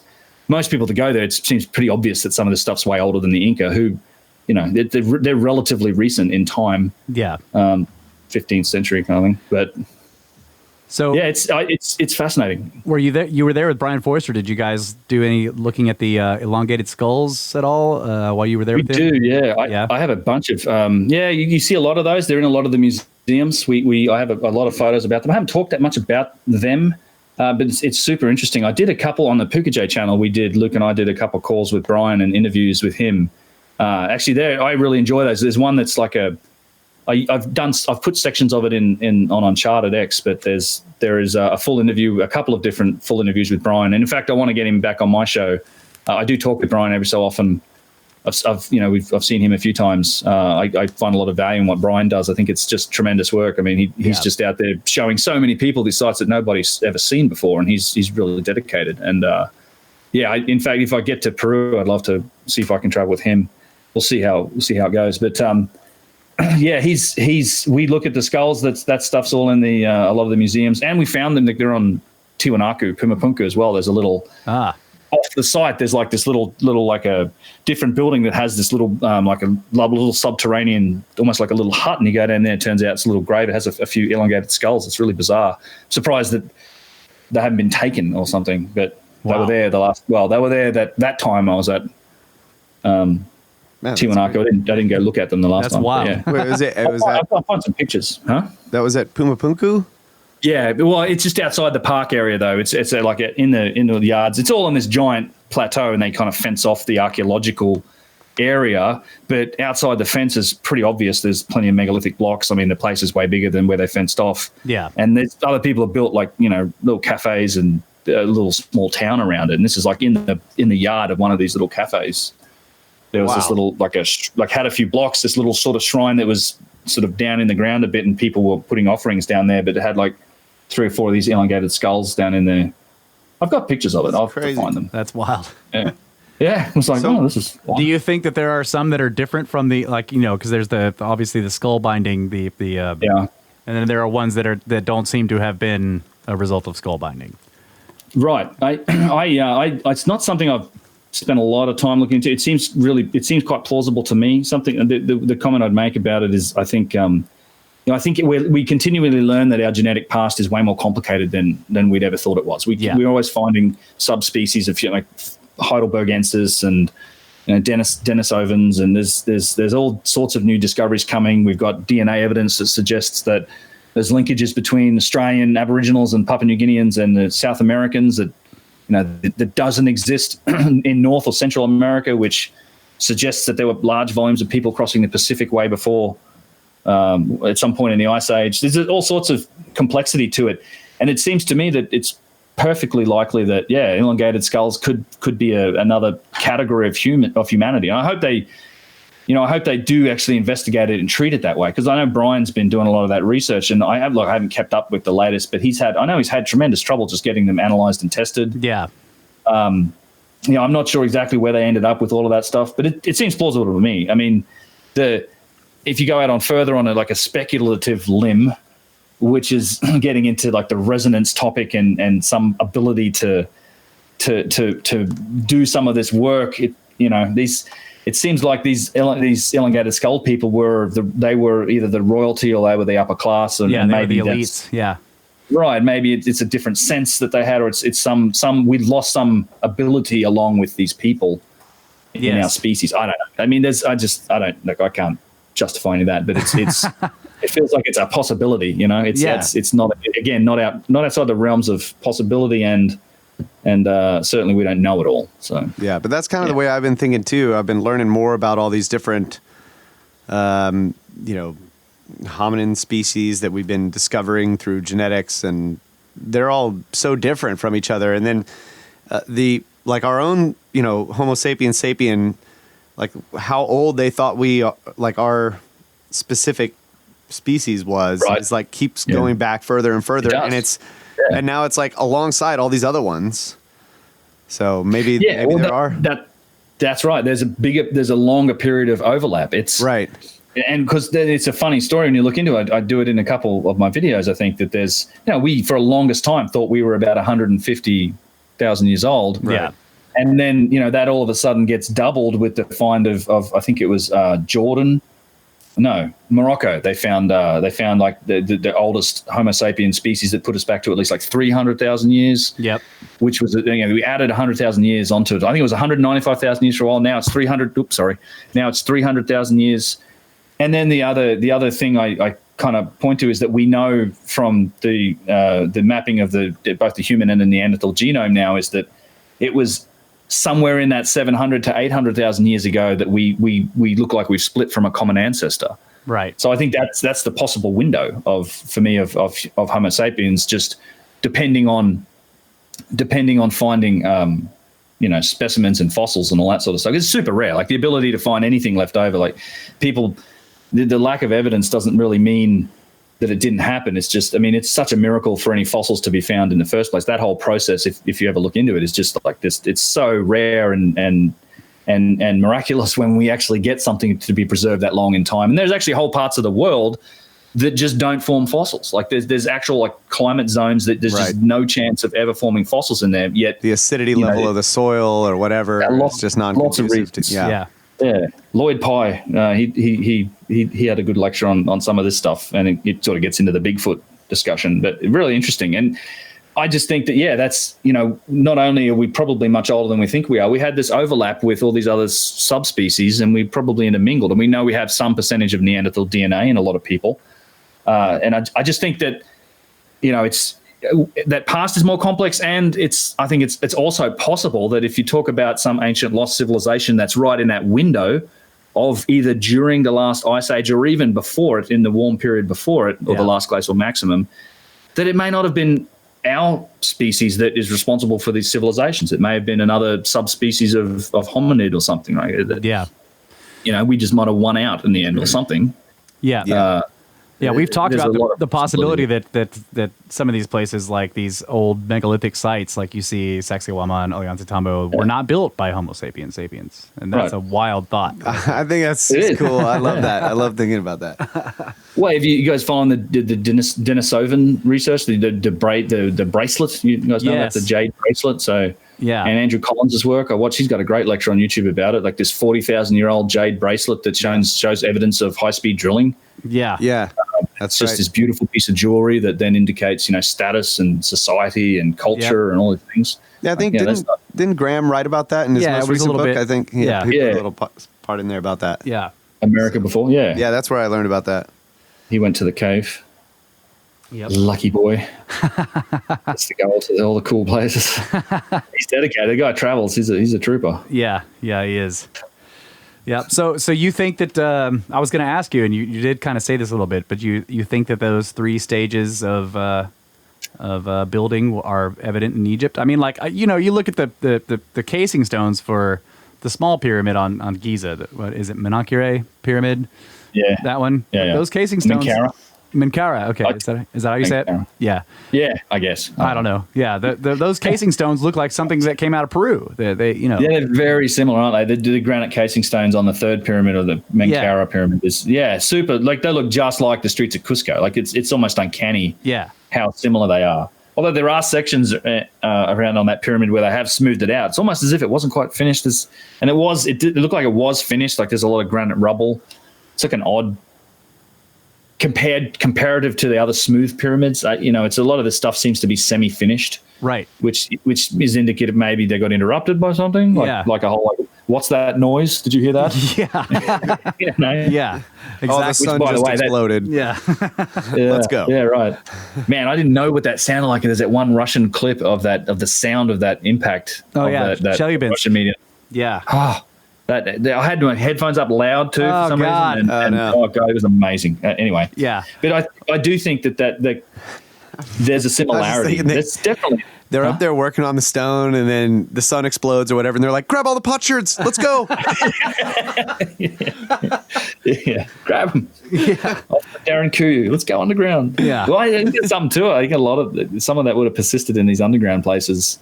Yes. Yep. I love that. Like, what's that noise? Yeah, exactly. Yeah. I remember watching that video and I was flipping out because after seeing it, I knew that the shockwave was coming, and I'm watching the video and I'm like, what are they doing? Duck! Yes. What are you doing? And I'm like, God, I'm waiting for it, and then bam, it comes, and yeah. Wow, and then just the popping of all the rest of it. I just had no idea. Was such a. I listened to it a bunch of times. It gave me chills. It is intense. Yeah, I know. Yeah, if I ever see it, I get indoors. Yeah, near the glass. Yeah, that's right. So that noise incoming. So back to Sacsayhuaman. I've looked at the pictures of this, the walls along the terraces or whatever, and had they all those protrusions from the stone that look like the only way, the little knobs that stick out everywhere. Yep. In the stone, in the blocks, like I can't help thinking that it's like they stacked up these rough blocks or something, and they stuck like wooden props to like kind of hold them in place or something, and then they just like vibrate the whole wall and it grinds down or melt it in some way. That's what they look like, though. They look like that's almost exactly what I think they look like too. Yeah, it looks like something that was stuck, like some rigid thing. When the stone became soft, pushed that protrusion. It looks like something you could get in clay if you took a square-ended piece of wood and just pushed it into the clay. Yeah, and that's actually, if you Antonio Zamora does have a DVD in English. I think it's called The Cosmogony of the Three Worlds. So there's a Dutch guy that narrates it for him and talks about it, and actually do that exact experiment. They take wooden shapes and press it into this clay, and it looks exactly like these stones in Sacsayhuaman. Wow. And not just there, but everywhere. Like Elongated Tambo's got this incredible piece that looks literally like these three channels are like been pressed into it. And for my mind, it's a similar analogy. Honestly, and I can't explain any of it, right? I don't know how you do this to stone. This is why I think they had an ability to work with the stone effortlessly and in a fashion that we don't quite understand, because the complexity of the joins between the blocks being perfect and three-dimensional and never straight is just, it's as if, I really think as if the walls, the stone was like toffee, like this melt, you could change its consistency, and exactly what you said, which was, it looks like they've put like blocks of wood up against it and propped them up there and like let them set. Yeah. And like the geopolymer is a whole other bag of worms with that stuff, because I don't think it's geopolymer as we think of it in terms of, well, they ground stone up, they made a liquid, they cast it, and then they put the thing in. It's almost as if it had some consistency in between, or like it just melded in there. I don't know. That's the only explanation I have for it, because I can't really comprehend it from a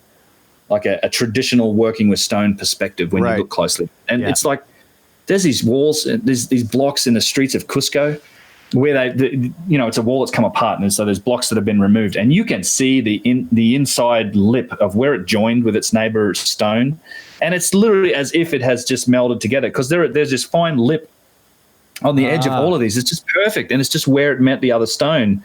And I mean, they still conform to each other perfectly behind that. But getting a look at that actual inside surface is That's what I was going to ask how about. Smooth it is. It's mind bending. Like I can't explain it. And I just would challenge anyone to make that. Like I don't care how, but just try it. Like I don't think that it's as easy as people think it was. It's unbelievably complex. That's one of the arguments that drives me nuts is they're like, well, people back then had a lot of time on their hands. Yeah, and you're like, what? No, they didn't. No, it's not. I mean, you take support. Like the other thing about a culture like that is that there's a point of making that video is that if you attribute it to the Inca, which is what most of them do, although now they're like the Wari or this and that, they say that the main sites, they might have had their origins back a bit further, but the vast majority of the work is attributed to the Inca. You're talking about it within a couple hundred years. Like this is a period of going from nothing to developing a big enough civilization and enough expertise to be able to do this sort of work. Because you have to have a society that can support specialization. So you've got to grow enough food where you're not just surviving.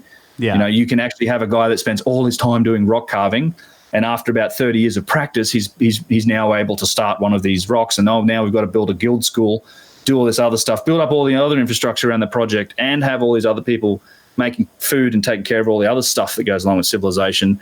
And when it's all at an altitude of 11.5 to 13,500 feet, where stuff doesn't grow so well. And yeah, it's a remarkable progression of technology if that's the case. And there's really hardly any evidence, even when the Spanish came through, that was what was going on. They were for sure moving stuff around. Yeah, like they were forever building. I think they were repairing.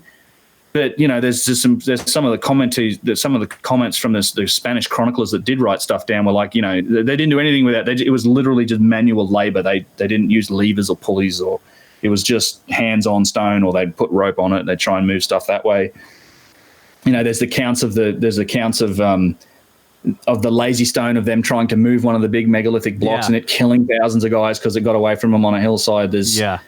It seems really like it doesn't match. And I had a rough experience with a guide that we actually took a group down to Peru, and we hired a guy. He's quite famous. He's actually in Revelations of the Pyramids for like a hot second. And he's published a few books, but man, he did not like, he just got, as soon as I told him I'd been there before, he was like, all right, you obviously know. He just straight away changed because he has this act that he puts on a bit with tourists. But that's not the problem. The problem was that he just insisted that it was all Inca, and it's got to do with the cultural heritage and pride and all this. And I'm like, that's fine. But you just pointing out the little inconsistencies and like see the layerings, the difference in technology. It's like, no, it's organic style. They did it that way to incorporate all styles. It's nonsense. Like Elongated Tambo, you had these giant megaliths, and they've just literally got rubble filled in between them to try and make to repair that structure. I just refuse that explanation that they were just doing it organically. Like, over here is something that is the result of literally probably generations of practice and ability and know-how, and then over here is the stuff that you could get the 12-year-olds to do by just piling rocks up. Like this it's a world apart. So I think it's pretty clear that it's that most of that stuff came from someone before. I do think there's a big gap in time there. I think there's whatever happened, the cataclysm really knocked the people off in South America. Yeah. And then later, when the Inca emerged, they did find all that stuff and incorporated it into their culture.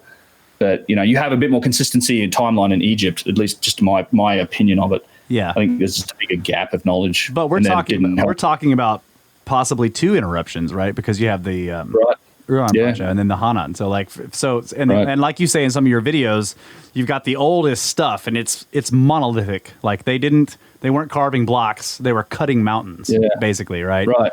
And it's really weird. And then the megalithic giant block stuff seems to enfold that, like respect it, right? Very. Yeah. Yep. And then it's like circular protection on everything, right? Yeah. It builds on top of it. They were very respectful, seemed to really honor that aspect of the work, and it's actually something the Inca continued as well. They would repair what they could, and they would make it. They would find it sacred as well. But it's really that circular protection's another dead giveaway. It's really nice. It's like a light touch in places. They seem really respectful, of anything that. Yeah, and so jumping back to Egypt, it seems the same way. Like I look at like casing, like where they're casing these pyramids or the Valley Temple. It has the same deal. You've got these ancient, gigantic limestone blocks that came from the Sphinx or whatever, and then there's granite casing on the interiors and stuff, and it looks like it's the same deal. They were doing protecting, and in some ways, like trying to repair, but at the same time, venerate. Venerate and also protect these more ancient constructions. Yeah, I think it seems to me one way I do think that the history of these places is much more nuanced than we generally give it credit for. I think, there's a lot of, particularly in Egypt, man, there's just so much that's happened. Yeah. I think you just have so many different periods of work there. It's really tough. The lines get blurred a little. And then you have the problem of we've also had thousands of years of destruction where people just quarried it and used it as a source of materials. But that makes sense to me. That's a real mystery with the Valley Temple and the limestone blocks and then the casing stones. Yeah. The granite matching the erosion, like the way they were shaped kind of matches the erosion. I'm like, okay. So this was built back in one of the first things they built, yet these limestone blocks had somehow eroded. Right. Yeah. How long did that take? Yeah. Of course, there's other possibilities. If it was functional, maybe the limestone got lots of heating cycles. Who knows what? I don't know. Well, it seems like without further study, with this in mind, we don't know. And so all we can do is look at it and be like, look, it looks like those blocks were eroded massively, and then somebody came later and put the granite on them. Right. Which should be cause to give us some concern about our current interpretation of history. And perhaps it might, if more people knew about it, I think we might eventually get enough weight behind the idea that maybe it's time to consider some of these options with an open mind. That's really that's all I'm trying to get to with the stuff I'm doing is, more people that know this, the better. It's also going to help preserve more sites, I think, because I find it endlessly fascinating too. I don't understand why the orthodoxy and establishment don't embrace the mystery of some of these things, because that's what I think can attract more people to it too. If they want more tourists, then show them the mystery instead of telling them we've got it all solved, because I think there's some real mystery to be had there, and it's fun to go and look at it and sort of think about it, noodle on it. But yeah, it's weird how they won't admit it. And I find that to be a relatively recent phenomenon too. Like that's when you read the books with Petrie and Weiss. I mean, a lot of them, they knew that they didn't know what they were looking at. Like Petrie was genuinely astounded. Yeah. And argued his whole life. He was the first guy to do engineering, first guy to do any real engineering principles and tests on things like the tube drills and the vases and all those sort of things. And his conclusions were like, this is, we don't know how to do it. Like we couldn't do it in his period of time, and he's convinced that it happened that way. And he was arguing his whole life about that stuff with people. Right. They got a lot of his letters. He would go back and forth forever about it, and it's just the same points. Like you can't explain it away, and even in those days, everyone's looking at it in the context of, well, it must have been done by these dynastic Egyptians. But a lot of those researchers back then were like, no, it hasn't. And, that's the other argument. Well, they were primitive people back then, since it was done, we know it was done by them. Yeah. Well, that's the circular. It's the circular reasoning. It's circular to call it out, because it's like, here's the evidence that is directly opposite to what you're saying. But what you're saying you're using is evidence to dismiss, the actual evidence. Like your claim, here's the thing that disproves your claim, but you're using your claim to just ignore the evidence. Like that's just right. Just exactly. That's right. Yeah. Maddening. Yes. So I wanted to ask you about the geopolymer idea. I think I remember seeing something about how they actually did some tests on either some of the stones out there that people were thinking were possibly geopolymers, but they found. You talking about the pyramids? Can't remember. I think it was in South America. Okay. Tiwanaku. They did. There is a scientific report that came out on some andesite that they looked at. I think at Pumapunku, same place, Tiwanaku, Pumapunku. Because I think from what I remember, it was about these like micro fossils that are inside. And they would be, if it was ground up into powder, and then reformed, those things would all be powdered. Yeah. But they were actually complete. Yeah. Inside the stone, so they're saying no, it was not a geopolymer. There's a couple different things that are interesting about that. So one of the things was that there seems to be carbon in the andesite stone, so remains of some. So either they could carbon date it, or it was just some form of carbon which should not be there if this is actually andesite, being, I think, a volcanic stone. That heat, that process of its formation should have burned all that carbon away. So that's one of the reasons I think it could be geopolymer. Oh, okay. But then I've also heard the other thing, which is that, some of the rock actually has fossils in it, which, again, doesn't fit the model. If you had to grind it up, you wouldn't have these single fossils in it that if the stone was formed naturally, you would have it. The other thing in Pumapunku is that there is, even geopolymer or not, it doesn't explain the precision. Yeah. And there's also machining marks. They're much rarer than in Egypt, but there are some very definitive machining marks in Pumapunku that look like, it trips like that little channel with the drill holes in it. There's all these blocks on Pumapunku that are incredibly complicated and precise and tiny in their details. But I have trouble with the ultimately for me, the geopolymer thing is, so somebody needs to make something like if we think it's a geopolymer and we know how it was done, then someone needs to do the formula and make something. I'd like to see the experiment done. Yeah. Because the relatively primitive people, we know what the materials were. And the other part that doesn't make a lot of sense, just to me, is the labor side of it, in terms of every block is a different shape and size. So you make a mold for every block. Individual mold for every block. Yeah. And you've got to grind up the stone in the first place to get the powder to make it. Then you've got to make a mold for every block. Yeah. Then you pour it and cast it, and then you shape it afterwards. That seems like way more effort than quarrying, right? Quarrying and shaping. So yeah, I need to reread that paper. It's something that's I'm doing some research for it, because I have Poznansky's books, which are very hard to find. Very glad I could get my hands on them. So his original Tiwanaku, the Cradle of American Man, and it's got all the original photos, giant tomes. They're amazing. But I want to do it. It's in my near future is to do that second part of this video series, looking specifically at Pumapunku and the geopolymer work. I need to reread that paper again. But there's a whole institute that they talk about. I'm less convinced. I think it's a possibility for some of that South American stuff. I'm way less convinced of it for granite or anything other stuff. I get a lot of people that suggest it for everything. Limestone or granite, but you can't make granite out of geopolymer. I'm sorry, it's just that takes thousands of years and a lot of other process. Plus, granite has veins in it. Mm-hmm. Like a lot of the time, the material's got these quarry veins in it, which is you wouldn't have that if you were doing the geopolymer thing. But again, hey, do the research. I can't state it. I don't know, but so when you're at Pumapunku or Tiwanaku, like what are the blocks made of mostly? Like what are the different? There's two materials. One's andesite. The grey stuff is all andesite, which is quite hard. And then there's red sandstone. Okay, the sandstone. Some of the biggest blocks of red sandstone at Pumapunku. There might be some little bits of granite here and there. There's some evidence of some other types, but in general, andesite and red sandstone. And andesite's pretty hard. Andesite's hard. That's amazing that sandstone has lasted that long. It must be a hard sandstone.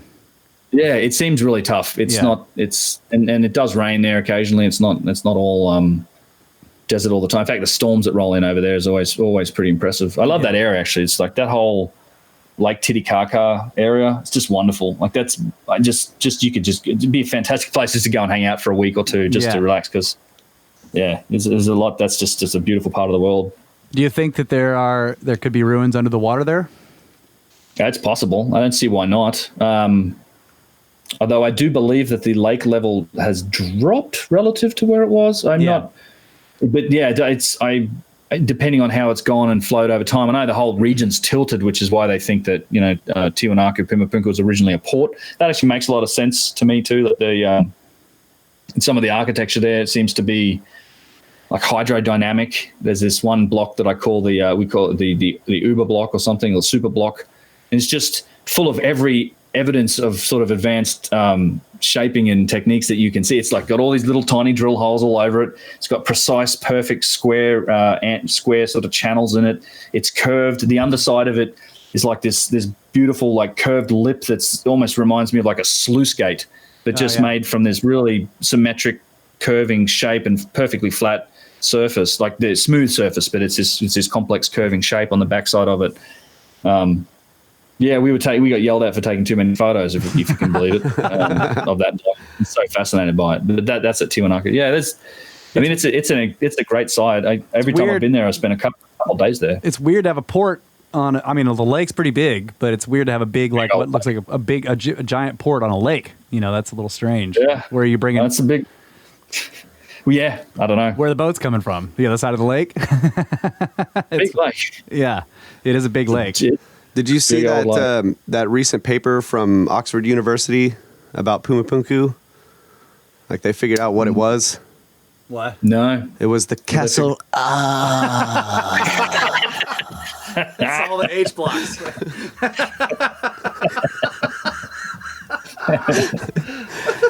All right. Yeah. No comment on We're that. going to take our last break. Last break. And we'll be back with Ben from Uncharted X. That's right. Snakes.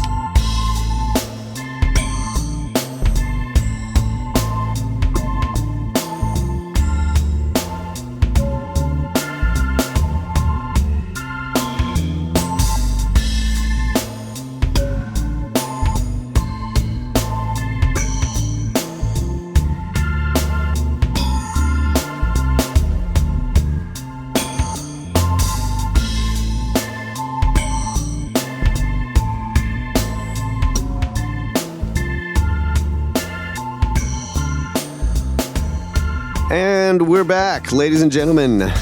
Brothers of the Serpent podcast, final segment, final hour.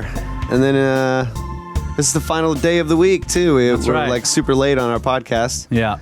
But actually, that worked out well for me because I was feeling terrible on Wednesday. So Yeah. I basically got home and went straight to bed. So I'm glad I didn't have to sit in here because I would have just been. I couldn't have made any jokes. So I got a couple of good jokes in so far.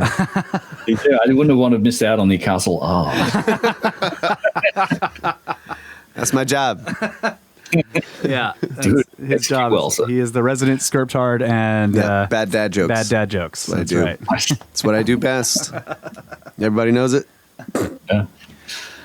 Well, thanks for giving up your Friday night too. It's been again. I now have to do daily offerings to PG&E in the hope of electricity service, but all signs are bad for tomorrow, unfortunately. So Yeah. we'll see what happens. Yeah, well, we appreciate you giving up your Friday night as well, man. This is Yeah. this has been awesome. I really appreciate you coming on the show. So let's go to your case for rewriting history.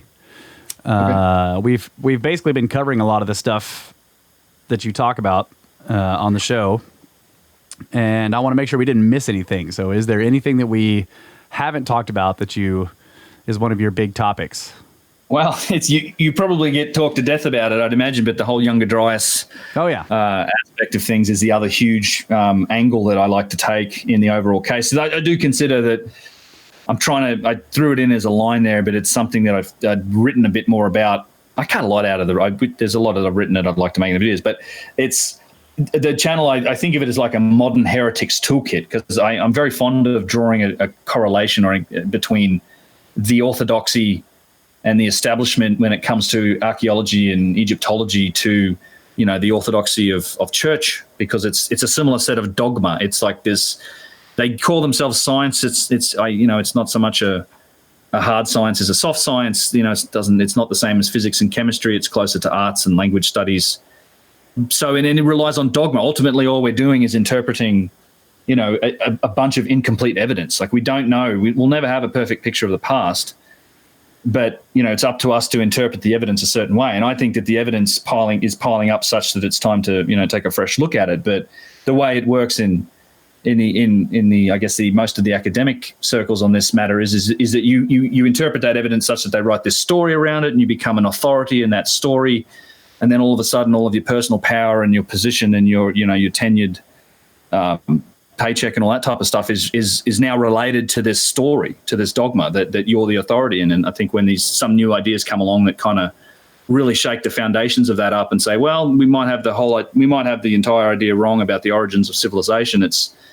I can imagine it being a little threatening to those people, and I think that's the reaction you get. So, yeah, that's a long way around of trying to draw a comparison between those guys. So, we can talk about ourselves as modern heretics against the dogma of that establishment. So that's what I think of the whole channel, the whole thing. I'm just trying to provide more tools that make the same point that point towards that same conclusion that it's time to take another look at the story of history. And a huge part of that is the Younger Dryas and all of the scientific work that's happened adjacent to archaeology and history, and it's generally not ever addressed by those guys because it's just not their field. But I think when you take that look at the broader picture, the climate science, the genetic history, all of that work, and pile it in on with all of the contradictions, when you actually look at history and the Old Kingdom and all of the holes in the story as we see it, it's all starting to really lean towards, I think it's time to reevaluate this stuff. That's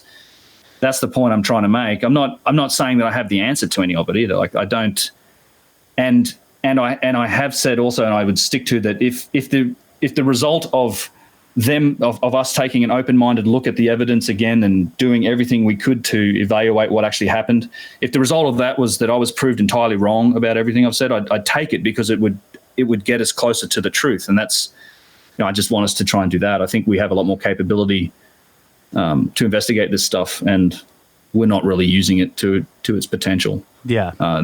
That's it. But yeah, the Younger Dryas is a huge part of it. I mean, that's the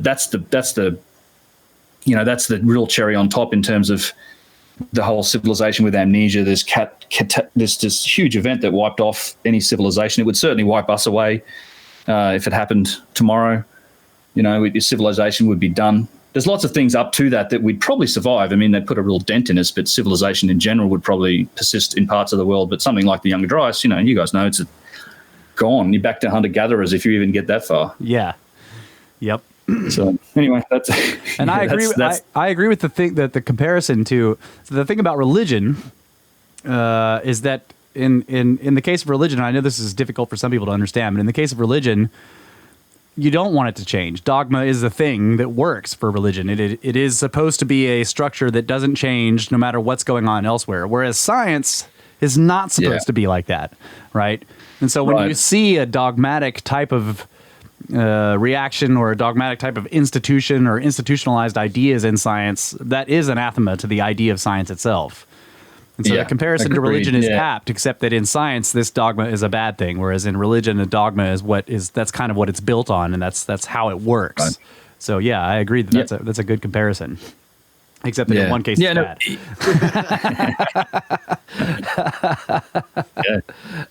You're right. I think plenty of people treat science as a religion, but ultimately it's not. It's a process. It's a way of looking at reality, I guess, looking at the world. And I think we could certainly be using more of it to try and understand some of these pictures and some of these mysteries. But yeah, science is a method for investigating the world, right? Right. And when it stops being that, when it becomes like, no, we have our ideas already and we just need to fill in the details, as opposed to like the understanding that the vast majority of things are still a big mystery, and a lot of things that we think we understand, we don't. Those are two different ways of looking at the world. And I think that, like, okay, so what you're saying, you're like, I don't have the answers. Well, we say that too. We don't know. But the point really is you want acknowledgement of the mystery. That's the first step, right? Let's acknowledge that there is a mystery, and then we can really begin to investigate it with an open mind. That's exactly the point that we find ourselves pretty close to being at. Hopefully soon we will get a little bit more establishment support in looking into it. It's happening in the case of the Younger Dryas. It's not settled science just yet, but it's definitely on its way. And I think it's far and away the most likely source of the cataclysm at the end of the last glacial maximum 12,800 years ago.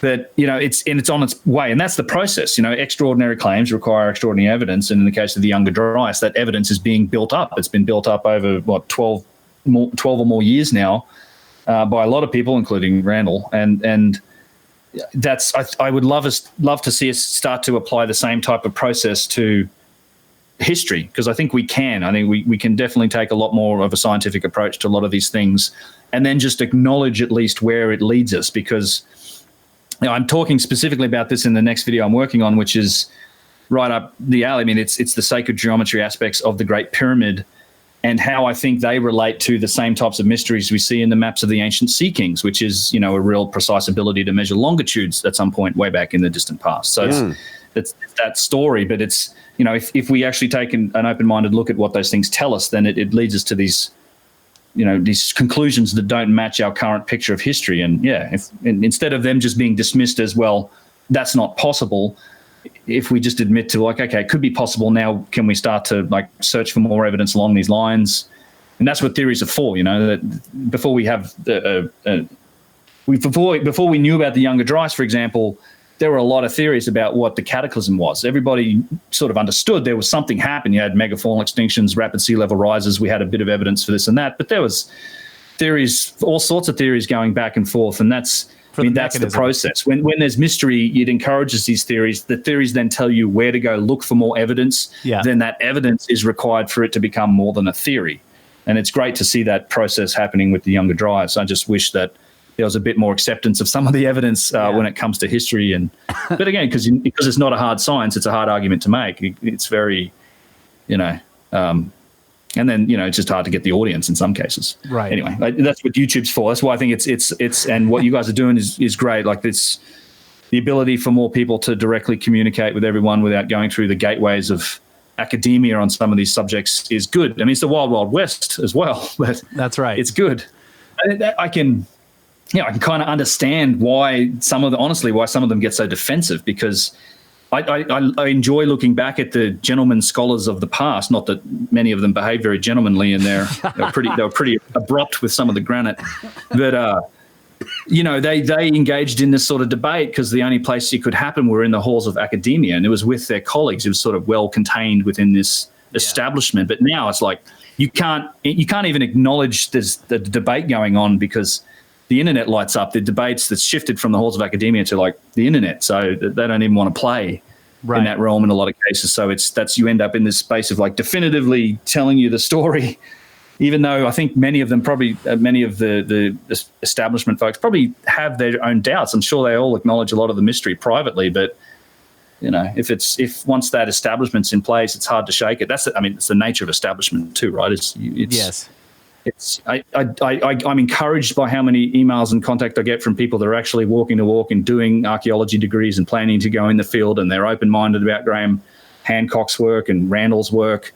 And I think there's a next generation of some of these professionals that will probably help to change it. But, that's what I was thinking too. Yeah. Yeah, we don't have that much time. But I mean, if you look at the process of like when you look into the history of science and the theories and ideas that prevailed for so long, these things take time. Yeah. They always have. And I think that this whole debate, the heretics out there that are having this debate and looking to different, outside information, there's a whole generation of people that are growing up with that type of information at their fingertips. Yeah, so it's a whole new world. Yeah. It may take a generation, but science progresses one funeral at a time, right? That's the old. A lot of people say that. Yeah, I was thinking it.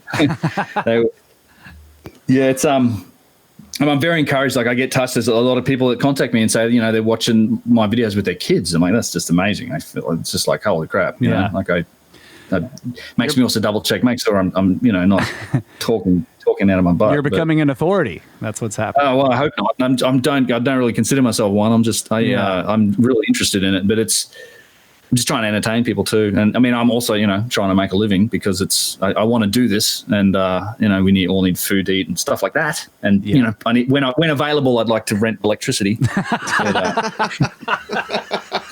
When available. Yeah. Otherwise, I'm going to need to probably buy some solar panels and some other stuff. So I can, get yourself a bow and arrow and learn to hunt, man, so you can get some food. Yeah, well, I'd like to upload to YouTube on a deer. Package it up. You run it home. Yeah. I mean, like, have you thought, that you look at the, you do a lot of hiking and backpacking and stuff, so about, that's not exactly the same, but about moving through woods and moving through forests, and like you start thinking about the hunter-gatherer type of lifestyle, and like, do you have time to build giant pyramids when you're doing that stuff? Dude, yeah, that would definitely put a crimp in it. I mean, that's the whole time scale with all of that. The amount of people that would have been to do it within the 20 to 25 years is outrageous to think of that. But it's you would be busy. I mean, civilizations to develop the sort of speciality we're seeing in some of the evidence. It takes an awful lot of infrastructure and time to develop. I mean, it's the nature of it. But yeah, I hunter-gatherer, it looks hard. Certainly can't spend as much time sitting in the office chair as I do. Right. That job. Yeah. I hiked the Grand Canyon. Actually, we had permits to backpack. I hadn't seen it before, so it was great to go down there and spend a couple of days. But man, that's a haul up and out of there. And it was hot going down. It was like 120. Woo! It's hot in that canyon. Ooh, it was actually hotter than that at the bottom. Man. But yeah, that's a tough area to there's some rough terrain in this country. Yeah, that's for sure. There's some really strange names of places in there, like Egyptian names, like the Isis, Temple of Isis. Yeah, the Temple of Isis. I mean, I did, that's a fun rabbit hole to go down, the whole Kincaid's Cave thing. Yes, yes. I once harbored thoughts of taking a drone and trying to go in there and film it. You couldn't, that's such a rough terrain to even get in there. Like, you'd have to raft in. And I know it's actually I think it's in one of the native Indian reservations. Yeah. You're not supposed to go in there anyway. And it's just a weird, like 1,500 feet up, there's this cave entrance. And I mean, the whole thing was a hoax in the age of hoaxes. My personal opinion is it's most likely a hoax. Like, there was a lot of newspaper hoaxes going on at the time. Yeah. Hoax bad. And people had started to figure out the power of, it's like 19 or 11 or something. They'd started to figure out the power of mass media, and there were a number of kind of documented hoaxes. I don't know. It's an interesting story, though. That's don't rule it out. I think that the Egyptians were certainly seafaring. Yeah. Graham Hancock has some great connections between their culture, the Native American cultures, and the Egyptians in his book. Although he does not claim that the Egyptians came over here and bestowed that knowledge upon the cultures here. He's sort of pointing to the common ancestor theory, where they've both got elements from a shared precursor, which I think makes sense. Yep. And then you have all of the actual data that's encoded into myths and legends from all around the world. The Hamlet's Mill story, you guys are you familiar with that? It's great. Like, that's another big piece of the pie, I think. Yeah. Well, speaking of the Egyptians being in places they're not supposed to be, what about the supposed Egyptian writing in Australia? The Gosford Glyphs, yes. Yeah. I have not been there. I've seen I've been sent a bunch of photos from there. I think it's an interesting. I mean, most people think that's a hoax. I'm not sure though. And in fact, it's. I know on Luke's channel, he's got. I may do it on my channel at 1.2, but one of the interviews we did with Yusuf and Muhammad in Egypt. And both these guys can read hieroglyphs and they translate stuff. We talked for an hour about the Gosford glyphs, and Muhammad in particular, they were both involved in translating the glyphs and lending a lot of weight to the idea that they could be legitimate because of the complexity and structure of what they said.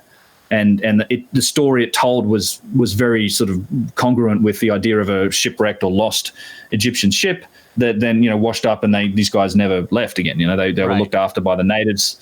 The Aboriginals took them in, which they were known to do in other circles, and looked after people. A lot of the Aboriginals, really peaceful culture for a long time. Some of them not so much, but most of them. Then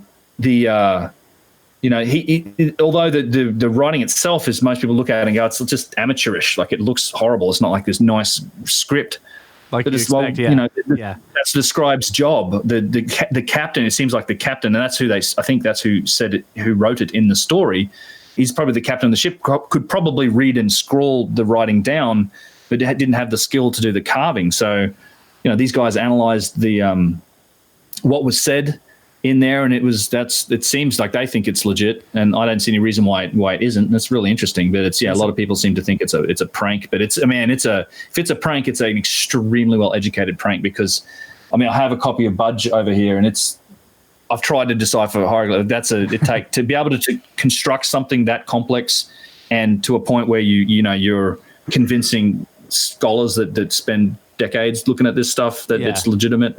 That's quite a prank. Yeah. There's a couple other things about it too that I remember, if I'm remembering correctly, is that the the time period that what it says supposedly claims it happened in matches the script itself, right? The period. Oh, right. The M's and it was in the later periods, I think. Yeah. Yeah. So it actually, the time that it gives matches the way the script is being written as how script would be written in Egypt at that time. And there was something else about there was some other thing that made it more interesting about it not being a hoax, and it was that supposedly if it was a hoax was perpetrated, this kind of writing wasn't that well known yet. Like, the person who was writing it would have been writing something that was not really well known enough to do that yet. So. Right, the things that they determine, like, because there's an upside down symbol, there's like this water, this M, there's this series of M's, and it's written either like a W or like an M, something switched later on. Yeah, I know what you're talking about, and I think that was but not, we didn't realize about this switch. It didn't become, I guess, well known, established knowledge after these glyphs were apparently hoaxed anyway, which it doesn't make sense. Either this guy's in the cutting edge of hieroglyphic research, this hoaxer was on the cutting edge. When you look at the boats, go look at Google the boat shed at Giza and look at the boats that they bury. I mean, these guys were absolutely capable of doing ocean travel. I mean, that's Graham's original book talks a lot about the boat building culture between the South America and Egypt. Yeah. And it's legit. You should see the size of some of these boats. They're like bigger than some of the Viking boats. Yeah. And like giant things with deep hulls and like it could they have high forward prows that you have to cut through the waves. Like, yeah, right. Exactly. Yeah. Yep. Well, do you know what was the basic message of the hieroglyphs? Do you know? If I recall, I have to go look at it again, but I'm pretty sure, and this is just off the top of my head, I would like to release the video, and the interview that we did with those guys is on Luke's channel. It's Enigmas of the Ancient World. And but I'm pretty sure I told the story of what they were basically, that was the captain. I think they were washed up and they were looked after. I think was it was just recording their story, I think. That's cool. Yeah. I'll have to go and look at it again. I do need to verify all that. It's been a long time since I've looked into the glyphs. My head's filled up since. All right, don't trust what he said there, folks. Yeah, that's right. He doesn't know what he's talking about. Go research it yourself. I do have the interview, and I will actually post it. It's on that list of things to get around to do a little video on, because it is interesting, and the photos are great. Like, it does look real interesting. I hope they protect it. Yeah. But there's a lot of debatable sites, and there's a lot of angst and concern about various. Same as New Zealand, there's what could be megalithic walls that may or may not be. Yep. There is a bunch of evidence in that part of the world for older civilizations. It seems to me it seems possible. Certainly, nothing to rule it out. Just needs more open-minded investigation rather than just like hammering a sign up saying, this is fake or this is not. That's as they did in New Zealand. They're like, this is a natural formation. Yeah. Go away. I've seen that quite a bit in South America too, where they claim that people will find things and they're like, well, that's a natural formation. They look at pictures and they're like, it's a natural formation. I'm like, how is that natural? There are some very interesting. The Gun and Padang, same thing, right? Yeah. Gun and Padang. Did you when you were in Bolivia, did you get to the Samaipata megalith out there? It's probably Samaipata. That's a weird place. You should. Yeah, Samaipata is cool. Did Brien just do a video? What's that? I'm not sure. Didn't Brian Forrester just release? I think, maybe he did. Around? Yeah, I don't know. I've looked at a lot of pictures of it. It's a weird. It's one of the places I'd like to get to. There's a few places in Bolivia. It's just tough place to get around. Yeah, to get around. Yeah, I haven't. It's on the list. There's a few. I would like to get to Easter Island. I haven't seen the Nazca lines either. Like, there's a couple other little places that I'd love to get to. There's so many too. There's one of the places I recommend people try to get to is, if ever you get the chance, is Chavan Temple, which is north.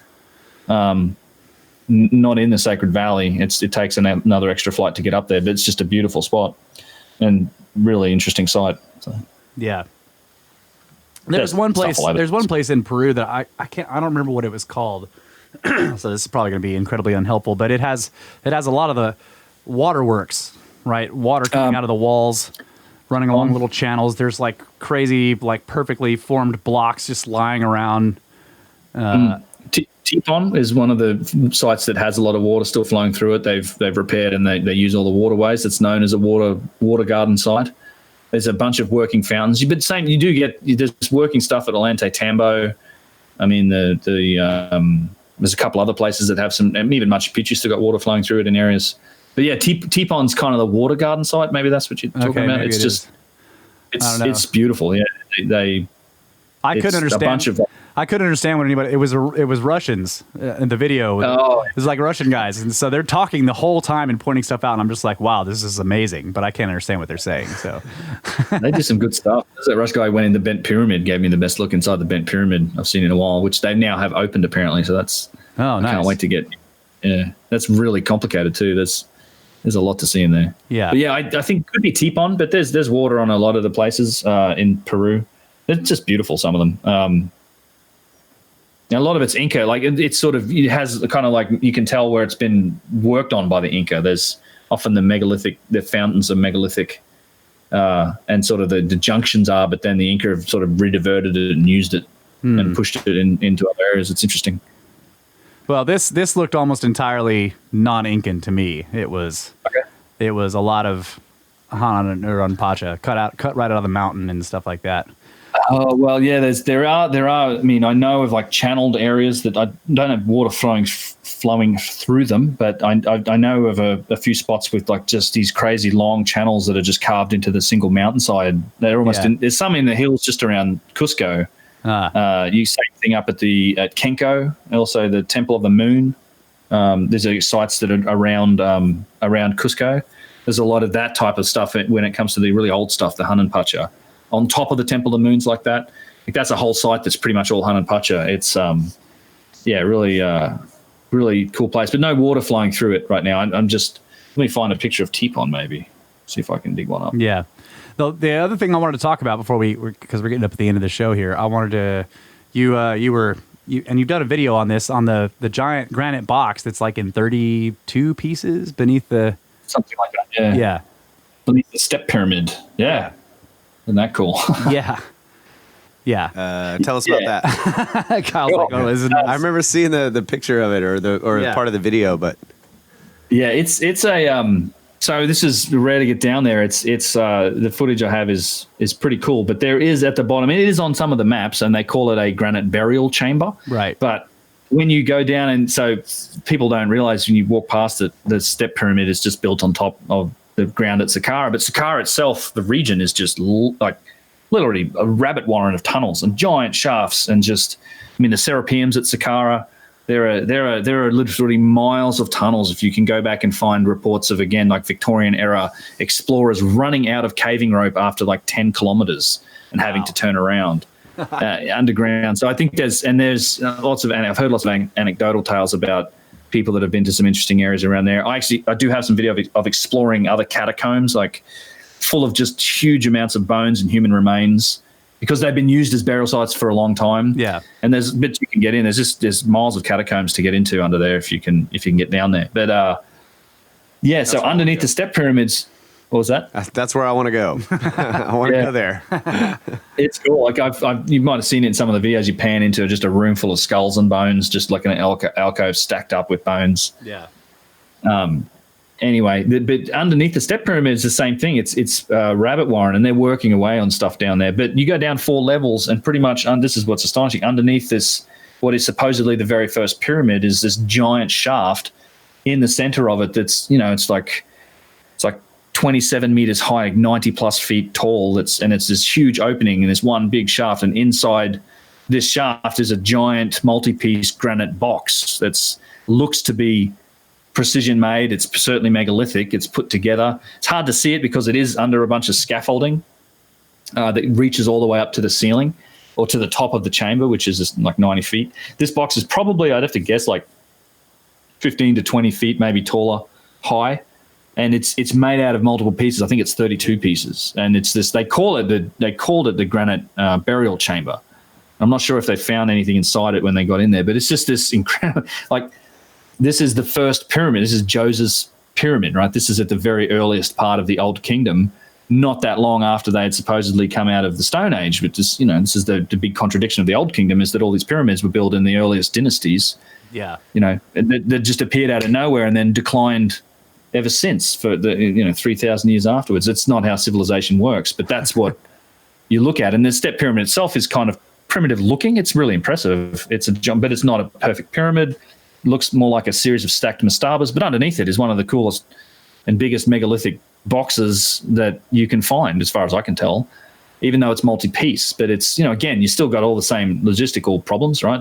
I would estimate these pieces to weigh in between like 2-3 tons, maybe more, up to 10, and you have to still get those from somewhere. They've presumably come in from Aswan. There's no granite in this area.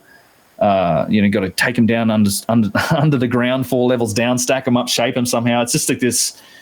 It's a high level of technical achievement to me to then just have the step pyramid on top. It seems to me much more likely that thing was there first, and then they built the step pyramid on top to market to use it. Yes. Maybe they used it as a burial chamber afterwards. I do think that, I think if the Egyptians could get into the Great Pyramid, they probably would have used it as a burial chamber. It probably would have been covered in plaster and hieroglyphs, like it is in the Pyramid of Winis, like happens, I think, in the Valley of the Kings, because I think some of those tunnel systems and the giant boxes in the Valley of the Kings they were certainly used as tombs. I'm not convinced they started life that way. I mean, that was what the dynastic Egyptians did.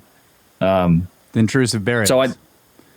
That's what you're talking about, intrusive burials, basically. Yeah, basically. Yeah, they repurposed stuff. They used it for, I mean, they may have used boxes for this, but I'm not sure the boxes began life as that. I mean, there's a great example with the little vases and urns, you know, the really precise, hard stone objects. We talked about with the Serapeum boxes that, well, clearly they wanted lids of the same stone type for whatever reason. There's an interesting analogy to draw to the stone vases, and because a lot of the vases were used as canopic jars in the mummification process, right? They got organs and things, but they never have lids. None of them seem to have stone lids. The lids are still in the museum, but they're these clay, mud sort of pottery lids that, like, real loose work that was on top of these vases. These lids are on display, you know, in there as well. It's like, well, hang on, you could make these perfect stone vases from some of the most hardest natural material in the planet. It's perfectly symmetric, just beautiful work, but you didn't go to the time to make the lid. Everything else had lids, and no, we just put these clay. No, well, they were repurposed as canopic jars later on. I mean, all of these jars came from underneath the step pyramid as well. Like 40,000 of them, and more were found down there. That is just mind blowing. Like in that video, I don't know if I showed it, but we're digging through some buckets, and there's just sharp, like these priceless pieces of like translucent alabaster. Like a broken little curved section of one of these little stone vases that still has like lathe machining marks on the inside, and it's just in a bucket of trash that's down under it because there's so much of it, I think. And you know, I hope they're working on it to open it up for people eventually. I mean, it could be a nice tourist attraction. Yeah, probably not safe in the current state it's in, but yeah. One more question about the box. Sure. That huge box. Yeah. Was it fully enclosed? Does it have a lid? Like it seems to be like a chamber. I think it doesn't so much have a lid as it had an entryway, like it had a stone. Like I think it was fully enclosed. Okay. I don't know. I tried to find information about it and I couldn't get a lot. But I'm sure some people out there might know. Please let me know if you do, but I don't know. The indication that I got was that it was enclosed and they pulled a block out and they got in there or something. Oh, okay. It's a multi-piece box, so I don't actually. It may have been open. I couldn't see the lid. I couldn't see on top of it. I looked at in the the footage. pictures. Yeah, on top of it. Yeah, it was covered in scaffolding, so it was hard to see, and there were pipes and everything all around it. Yeah, on top. Yeah. So it wasn't me in the footage, though. Well, that's fascinating stuff. Yeah. It's a cool spot. It's there's a lot of things like that. I mean, heard stories about, honestly, from people that work down there too, like the secondhand stories, but that, you know, there's checkpoints 4 levels down, and then there's a whole other series of chambers with these giant green statues in them. And it's just, you know, from people that have apparently been down. You hear a lot of interesting things when you sort of talk to some of the guards and the guides and stuff. I don't know. I mean, I'm sure they're out telling some stories, but I would suggest that there's a lot down there, and I think there's a lot of sitting on stuff that goes on in Egypt. Just my feeling is that it's not going to be shown unless it matches the story. Right. I think there's, you know, I know for a fact that they use a lot of the tombs that they don't open, in particularly like places like the Valley of the Kings, as climate controlled vaults for all the stuff they pull out of other areas. Like they fill them up and they close the door and they leave stuff down there because it's just the right place for it. You don't get into that tomb. They use them for storage for a lot of stuff. Yeah, it's sad how shady the official business in Egypt has been for so long. You know, I wish it was a bit more open in terms of what was going on, and the progress seems just excruciatingly slow. Yeah. So, yeah. Anyway, it's a good place to visit. Yeah, we definitely need to go. Yeah. We'll get down in those tunnels. We'll find those statues. All right, man. Well, that's it. I really appreciate you coming on with us. This has been fantastic. Thanks for having me. Yep. And looking forward to the next video. Keep putting them out there. Thank you. Yeah. Yeah, I will. Yeah, I'm looking forward to your guys' next podcast too, with next episode of the Cosmographica. Oh yeah. So tell everybody where they can get a hold of you, where they can find your stuff and all your work. Pretty easy. UnchartedX. Not the computer game, nor is it an adult site, but UnchartedX.com is my website. On YouTube, it's I didn't think that one through very well apparently, but I'm going with it for now. It's what it is. UnchartedX on YouTube. youtube.com/c/UnchartedX or just UnchartedX.com. Twitter as well. I'm on Twitter, Instagram. Pretty active on there. I have a Discord server that you can find on my website, things like that. So, but mostly YouTube. That's where the videos go. Cool. And what's the other YouTube channel you mentioned a couple of times? My friend Luke and I ran a channel called Puka J Productions. That's out there still on YouTube. There's quite a good few videos and interviews with guys like Brian Forrester. It's Puka J Productions. And then my buddy Luke's channel is Enigmas of the Ancient World, also on YouTube. If you look that up, you'll find him. He's got some good videos of Abu Ghraib. He's got a good that interview, that Gosford Glyph section of the interview we did. Cool. With Muhammad and Yusuf. Yeah, he's got some good stuff too. I know he's planning it. How do you spell the other one? How do you spell it? Pukajay. Puka J. Okay. All right. Yeah. Cool. Well, thanks, man. Thanks for having me. All right, buddy. Yeah. Thanks a lot. Thanks so much. All right. That was a fantastic chat with Ben from UnchartedX. Oh, yeah. That was really good. Oh, yeah, man. He's a great guy. Yeah. A lot of fun to talk to. We had a great time with him during the breaks and before and after the show as well. So I'm gonna keep in touch with that guy. Yeah. Maybe go straight to pyramids with him. Yes. All right, you guys can get a hold of us, brothersoftheserpent@gmail.com. Check the website, brothersoftheserpent.com. Comment there. Check out the encyclopedia and the glossary. And the snake skins. That's right, snake skins. Merchandise store. Yeah, get your skins for all of your items. Pillows, phones, cars, all of the above. Follow us on Twitter, Snake Bros with no vowels, SNKBRS. Share the shows wherever you can. Also, donate to our pyramid scheme. Like Ben says on his videos, if you like the show, just give us a tip like a server. It's like give us a tip, or like a cup of coffee, or $1,000. That's right. It's a legit pyramid scheme. That's right. A scheme to send us straight to pyramids. That's right. Also, thanks to everyone who has donated. Yes. Really appreciate it. Yeah, so much. We have new Patreon supporters, so thank you guys so much for that. And send us if you're on Patreon, send us your request for the email, what you want at snakebro.com. I was supposed to set up some emails. I'll do that tonight, which means by the time you're listening to this show, I will have set them up. Good deal. Let's see. Also, give us reviews. Go on iTunes and give us 5 stars and tell everybody how terrible we are. Just make sure it's always 5 stars, whatever you say. Also, don't forget about History Shift. You can follow him on Twitter at History Shift.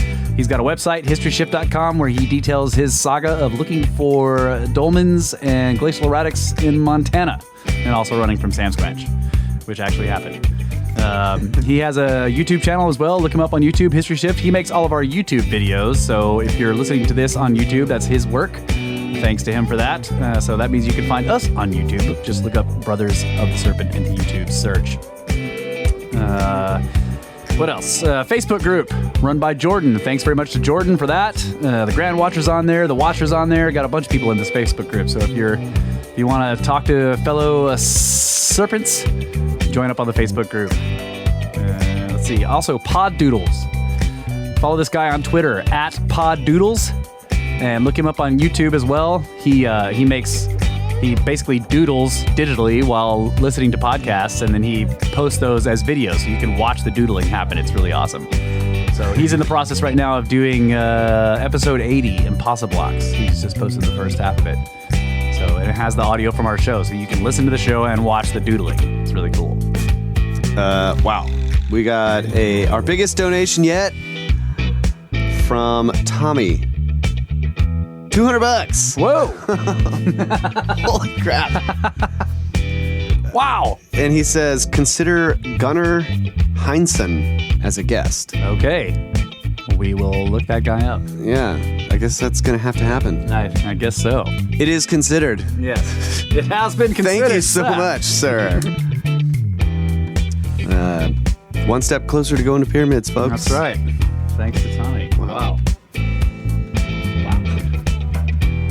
All right. I don't know what to say. Speechless. Yeah. So don't forget to look It's a bad up. thing if you have a podcast. Yeah. So don't forget to look up Uncharted X if you guys don't know about him. I'm sure you do. I'm sure most of our listeners have seen his channel, but look him up, Uncharted X on YouTube. His videos are absolutely fantastic. So join up there, subscribe, and send him straight to pyramids as well. Yeah. No, he's already been. All right, I think that's it. We love you. Good night, Adamu. Always have.